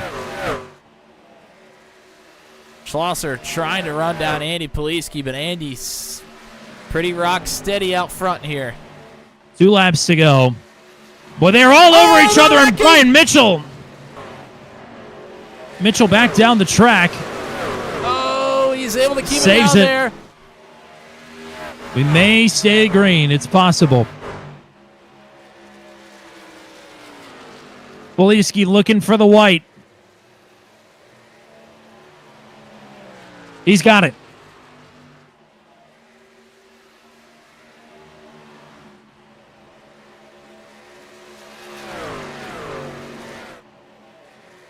Half a second back to Matt Schlosser.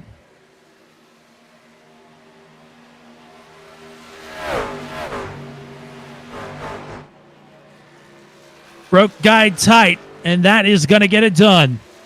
Andy Poliski is back to victory lane in the Venom Truck Series for the 16th time. Poliski takes Charlotte. Schlosser in 2nd, Josh Freed in 3rd. A massive fist pump from Poliski crossing the line. It has taken quite a while for him to get back to this spot, and you can tell just how much it means.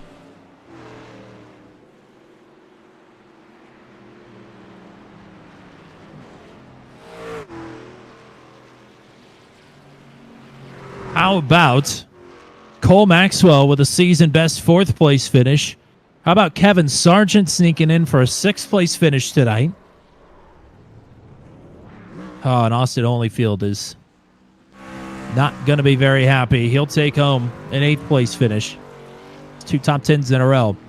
But Andy Poliski back to victory lane for the first time in multiple seasons.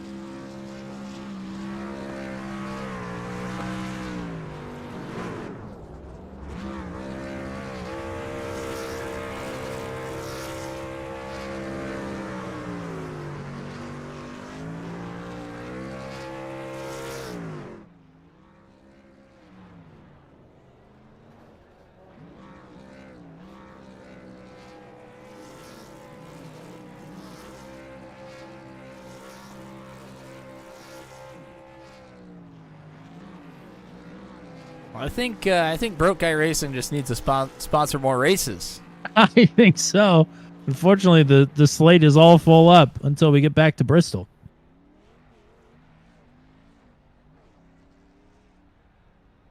Well, that's going to do it for the Selly for the 32.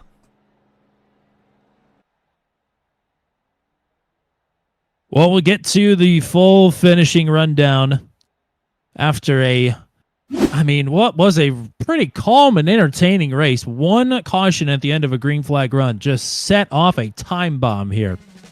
And this field is all topsy-turvy after 134 laps tonight in the Broke Guy Tight 201. Andy Poliski, fittingly enough, will take the OF to P1 here this evening.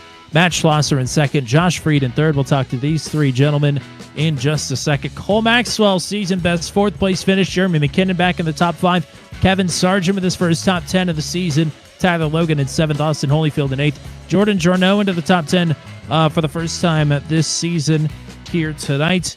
And in fact, that is a career best finish for Jordan Journeau. Way to stick it out. Eric Breeding will round out the top 10. The All-Star race winner will take his best finish of the season as well. Rodney Madney will finish in 11th. Joshua Matichek in 12th. Tyler Berger in 13th. And 14th for Garrett Rainey, the last driver on the lead lap. Hayden Palumbo will finish in 15th. John Kay in 16th. Brian Mitchell, with huge problems there late, will finish in 17th. Chad Stearns does come back. He will finish 2 down at 18th, his worst finish of the season. Paul Sargent in 19th. Steve Roman in 20th. Luke Peterson 21st. Brody Gunter in 22nd. Gary Clark in 23rd. Brantley Gainey 24th. Kyle Zittel 25th. Josh Jackson, the last driver, running in 26th. And Paul Ellison and Pascal Simard retired in 27th and 28th. And maybe wisely here tonight, RJ Starcevic does not start the race. Saves us a repair bill, that's for sure. Because nobody could escape the carnage and calamity here this evening, including your podium finishers. Josh Freed will limp this 39 home for another podium finish here. I think this is, if you count the All-Star races, the third time in the last 4 weeks we've gotten to talk to Josh. But boy, that 39 truck looked to be a handful there in the last couple laps. Yeah, that damage I took to the right rear when Kay and Journeau got together, it put me in the wall. It just made it undrivable. Just going in the first one, going into turn 1, right on that first restart, I had nothing. The back end was just coming around immediately. I had nothing for them. So I'm just happy to be able to salvage a P3 out of that, I guess. Kind of a timely caution. You were a little bit off sequence there, staying out under one of the earlier cautions to get up and lead some laps. But this race played out very interestingly, even before the cautions came out. Yeah, I can be honest. I thought a lot more people were going to stay out there with only 20 laps, and only if you take tires there, I only get 2 sets left for like 110 laps. I was surprised I was the only one, but I was like, you know what? I mean, it's not the first time I've done something like this, so we'll see what happens. And then, that other quick caution happened right after that. At that point, I was going to one-stop it again. I think I had. I only had to save a lap or a half a lap at the end there, that last run, and I would have made it. And I know I was ahead of, I think Andy and John Kay were doing the same thing, and I was ahead of both of them. I don't know if anybody in front of me would have been able to make it. If not, I think I would have been able to save enough and get it. So wasn't super happy about that last caution, but, I still had the opportunity. It just didn't work out, unfortunately. Matt, what you got?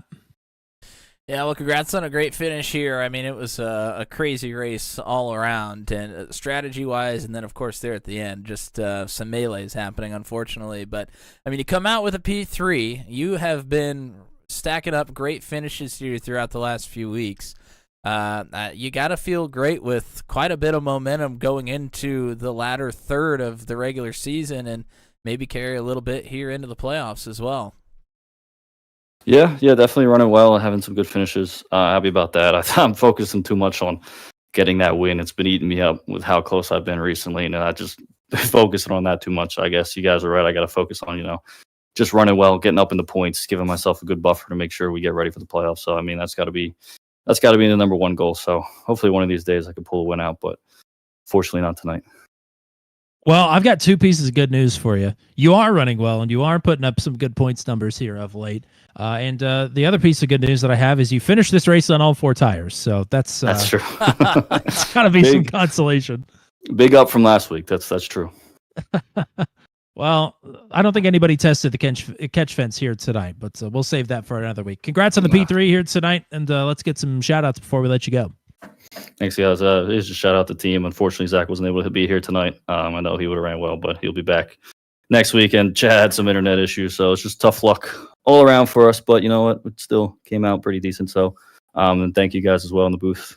It's always great to watch back tomorrow. So, it'll be fun watching this one again. So what you're saying is we could blame Zach for this race kind of falling apart at the end because he wasn't here. Yeah, 100%. This one's got to be on him. I win it with his moral support. Well, be sure to let him know that. But great job here tonight. All right, thanks, guys. Oh, okay. It didn't drag him down there for a really long time, and I almost put you down in the waiting room, which is not where you want to be. Let's talk to Matt Schlosser, your runner-up here tonight. So many momentum shifts throughout the course of the evening. Holy cow. I mean, you went from nearly being trapped a lap down there after looking like you were in for the win to all of a sudden being right back in the thick of it for the win. I mean, what a roller coaster of a night.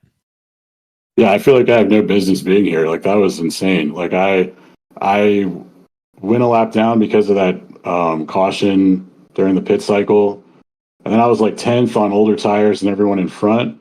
So I was like, all right, I'm just gonna try to lock down a top 10 finish because I don't have the tires to make any moves on these guys. And then like all hell broke loose and several crashes happened in front of me. I was able to avoid, and then all of a sudden I was in second and able to just kind of hang on. And Andy was just fast at the end, and I couldn't catch him. So congrats to him. But yeah, it was a wild race, and I'm lucky to be second. So I will definitely be thankful for that. I mean, even right before that untimely long green flag run caution came out there, you had gotten the track position by short pitting in front of Palumbo and Stearns. And regardless of whether you think they would have gotten through on you or not, you still had the track position. There was just a ton of traffic on either side of you in terms of tire life. I mean, who's to say what way it would have gone? But I guess we'll never know. But I mean, you did everything that you could to get yourself at least a win, if not a podium, up until that final caution came out, or that first caution came out to break up that long green flag run. Yeah, the one I was in third behind those guys, Chad and Hayden, and I was losing time, and I was like, well, I'm just gonna roll the dice and short pit. With it being I think the caution before that was like 60 to go. So I was like, if I can split this into two 30-ish tire stints, 30 lap tire stints, I can push pretty hard. And I got the lead, and I was like, all right, if I can just hold them off, like you could kind of run the outside and hold people low and really defend. I don't know if I was gonna be able to do that the whole time, but a podium was looking good.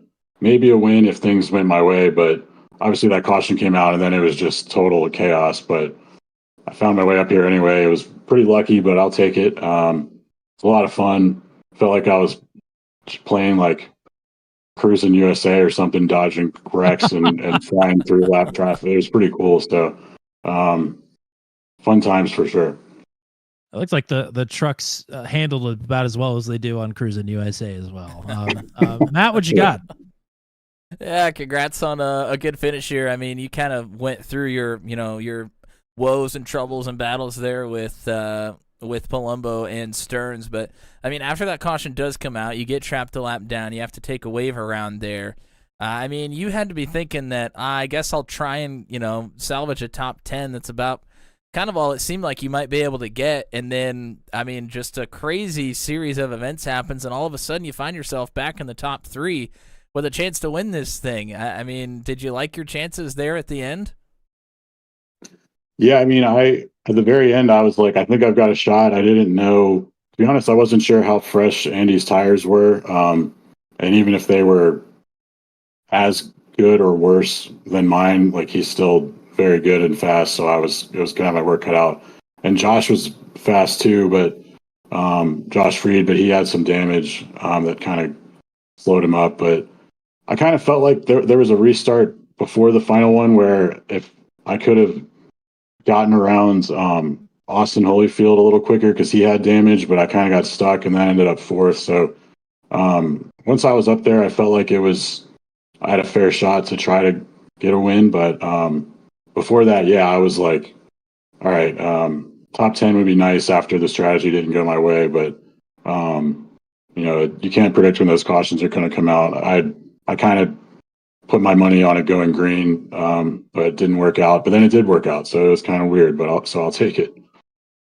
I don't know. I felt pretty comfortable predicting that there were going to be some cautions there at the end of the race. The real question is, how did you not get in them? I mean, I guess you were in them, but God, it was a free for all. It was. I mean, there was one where John Kay and Luke got sideways, and I had to like swerve I got into Josh Reed a little bit. There was one where I just straight drove like 170 miles an hour through the infield AstroTurf. Because the front stretch was just like a destruction war zone. And that was the one where I think it was Jorno and John Kay and a few others crashed. Like I just held the wheel straight and they all crashed away from me. And I was like, I don't know how I'm getting so lucky with this, but I'm not gonna ask questions. But yeah, I mean, on any other day I would have been in 10 wrecks, but today that all just kind of went my way and I got lucky with it. Only 3 of the chase drivers coming into tonight actually finished in the top 10 here this evening, and Matt Schlosser able to take advantage, get some separation on Chad Stearns here with just 4 races left to go here tonight. Let's get some shout-outs before we let you go. Yeah, shout out to Chad. I had some really good racing with Chad, and we had a good battle for the stage break. He raced me really clean as always, so shout out to him. That was fun. Sucks he got caught up in some carnage, it looks like, but same with Hayden. Really good racing with Hayden. Really everybody up front. So shout out to them, and shout out to my satellite team over at 939. All those guys. Shout out to Zach Lockett. We missed you tonight. He had a conflict, couldn't race. He missed a crazy one, that's for sure. So, but yeah, and outside of that, quick plug for the special stage Joker Series. If you enjoy driving Indy cars at, I don't know, what do they go, like 300 miles an hour at Talladega? Come on out for that. Bring an updated Hans device because you're going to need it. And hope you're ready for that if you want to jump into the special stage Joker Series on Friday nights. So shoot me a PM if you want to jump into that. And shout out to you guys at Turn 200 for broadcasting this, and all the Venom guys for putting on such a great league. And that's it. Bring your Hans is what I'm hearing. It's going to be German up in the Joker Series with how many Hanses are rolling around there. But great stuff here tonight. Congrats on the P2, and we'll hope to talk to you again next week. All right. Sounds good. See you. That one was for Matt Williamson. Let's bring Andy Poliski up here as a race winner. It has been 43 Venom Truck Series races since Andy Poliski went to Victory Lane. The streak is over. Welcome back. Thanks, guys. It's great to be back in here. That was quite a streak, and I'm glad it's finally over. I mean, we've had some close calls in the mix there as well. You've also had some localized streaks of horrendous luck, and tonight could have very easily gone that way. In fact, I'd argue it did go that way, and you still ended up getting the result anyway. I mean, you took shots on all 4 corners in true OnlyFans fashion there in the closing laps, and you also got turned on pit road there after that long green flag run got broken up by John Kay. Yeah, it seemed like it. If it could go wrong, it tried to go wrong. Couple incidents early I was in the middle of or in it, and then it kind of changed my strategy a bit there. And then I don't know what happened there on pit road. That is a weird deal because I could have sworn I was at least halfway in my box when that happened, but weird deal there. And then there at the end, it just really hard racing with everybody there. I don't know how I managed to get out of being in between like 6 trucks in the wall and not take a lot of damage. But you're not going to argue with it, right? No, not going to argue one bit. So put us in a really good position there at the end. I knew if I could get into one on Josh's quarter that I'd be able to hold the top lane, and that's where I really wanted to be anyway. Well, Matt, what do you got for your race winner? Well, first of all, I got to give a big congratulations. I mean, that was it was well deserved after everything that you have had to endure over the last little while. So, congrats on the win here. I mean, you had to go forget the first 80% of this race. I mean, just the last 15 to 20 laps. I mean, you had to endure a lot to even be in that position. I mean, how did you put yourself even in the position to be there on that final restart? I would say a lot of skill and a little luck, but it's kind of the opposite. It's a lot of luck and just a little bit. Uh, I had planned after that about mid race caution. It was really really close on fuel, based on what my number was, and I made the decision right then and there. Hey, I've got nothing to lose, absolutely nothing to lose. So, let's try to make it on one more stop. Nobody else. I don't think anybody else is gonna be even close. So, we're a couple laps short, but let's try to make it on one stop and see what happens. And that got track position back because I lost it early. And then, like I said, it's just a little bit of luck. Things kind of going your way, trucks kind of falling off of you the right way, and when you're in the middle of those wrecks, and it worked out for me. A lot of this season, I was in similar incidents where I was on the opposite end, and it would have been 45 minutes of damage wrecked out.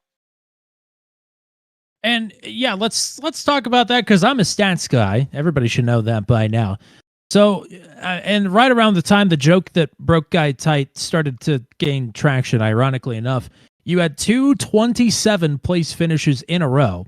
After that, you've had 4 top 10 finishes in a row. You've vaulted yourself from 15th to 6th in the points. I mean, has the turnaround just all been luck? Has it been confidence? I mean, we know you're capable of winning races and getting podiums and never finishing outside of the top 10. But I mean, what's been the prevailing factor, if there has been one? It's probably going back to the basics and trying to find that confidence, like you said.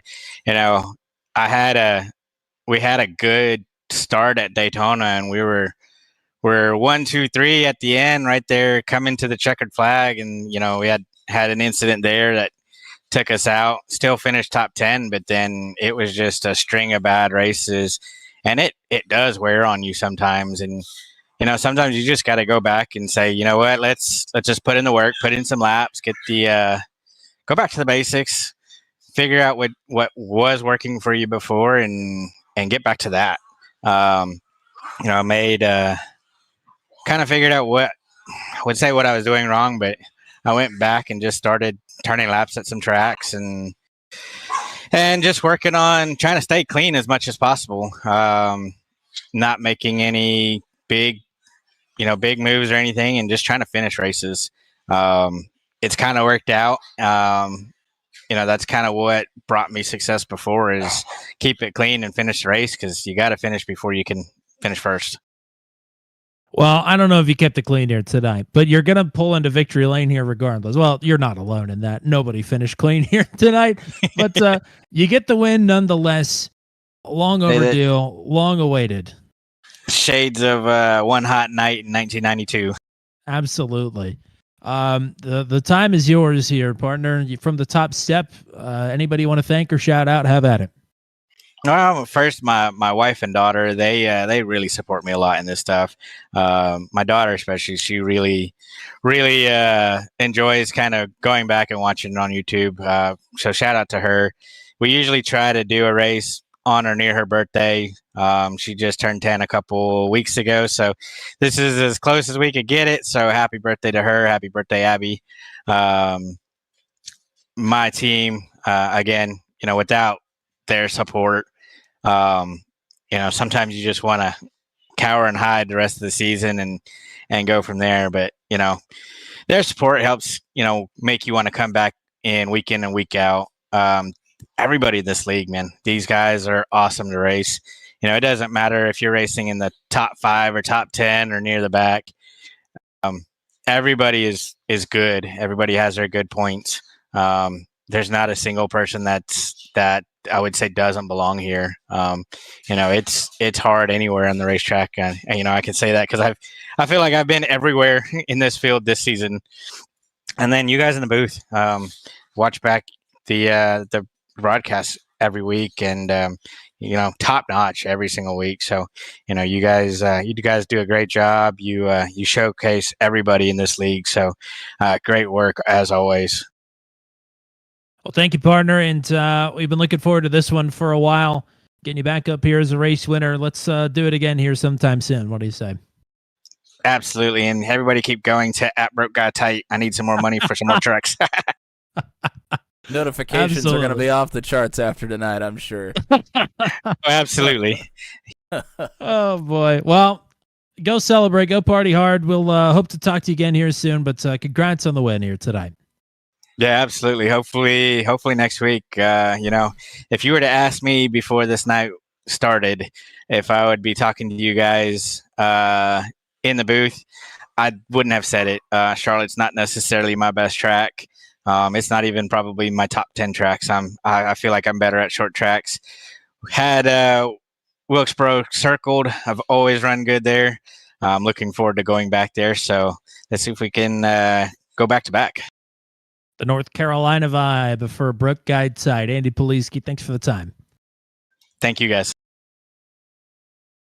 Ooh, boy. A little bit messy here tonight, but, man, it is awesome to get Andy Poliski back up here as a race winner. I mean, over 40 races since he took a victory in November of 2023 at Phoenix in season number 7. That is how long it's been since Poliski has been up here on the top step. Yeah, it is wild. And, I mean, yeah, he's riding a good stretch coming into tonight after an abysmal start to this season. And now I think sky is the limit. He's 6th in the points after it's all said and done tonight. Schlosser opening up a bit of an advantage at the top of the heap. I mean, as tight as things are in the point standings coming into tonight, with drivers that missed tonight's race, drivers that did not stick the landing, all hell just broke loose in the point standings with 4 rounds to go. And we've got 2 short tracks in the endurance race and Darlington in the next 4 races before we set the chase field. It's just get ready. It's going to be the craziest month in Venom Truck Series history. Yeah, I mean, the season has already been wild. I mean, the point standings have been the closest up and down the board as they ever have been. And, I mean, you have a race like this that's going to shake it up even more. And then, like you said, you have those races coming up. I mean, it is, I don't know, it's unpredictable. There's no doubt about it. You're not going to want to miss a second of it. So shout out to all the drivers that are a part of the series here, and shout out to everybody that is in the chat. Thank you to Nathan Reynolds at Car Inside, Roomtastic, Allie cheering on John K. The Motachek family here, always cheering on Joshua. Mike Milfelt was hanging out here for a while. Appreciate Mike tuning in. Zach Lockett, Ty Coleman. Man, Austin Holyfield, he just cannot have anything go his way, it seems, at this point. Had a really good shot tonight. But Ty was here cheering on Austin. Stickers McQueen, Lindsey G, Amy Phillips, thank you, and Robin Motachek, of course, as well. Thank you guys for tuning in and chatting with us here tonight. Hope you enjoyed that one.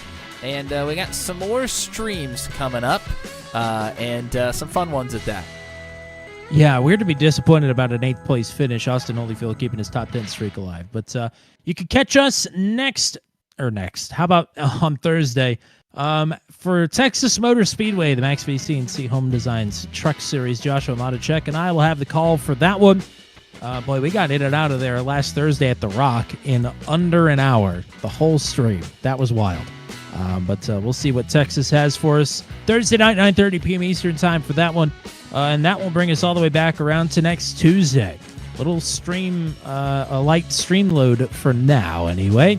We'll be at North Wilkesboro next Thursday night, 8:15 p.m. Eastern time.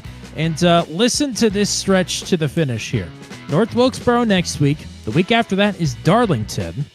The week after that is Talladega. And the week after that is a 250-lap race at The Rock. And that is how we set the field for the chase. Good God Almighty, he is broken in half. Youch. Yeah, big time. We'll gear up for that month-long stretch to the finish of the regular season here in the Venom Truck Series. Hopefully everybody enjoyed tonight's show here, the Broke Guy 201. The Broke Guy Tight 201 in conjunction with DealDosesForFree.com here at Charlotte Motor Speedway. Thank you to everybody with the Venom Truck Series. Thank you to everybody that was hanging out with us here tonight. Thank you to the GOAT, the one and only Mr. Matt Williamson. That's all we got for you Until we meet again from Charlotte Motor Speedway, I'm Tommy Cook saying so long, and congrats to Andy Poliski, the Season 5 champion, back on the top step for the 16th time in his career.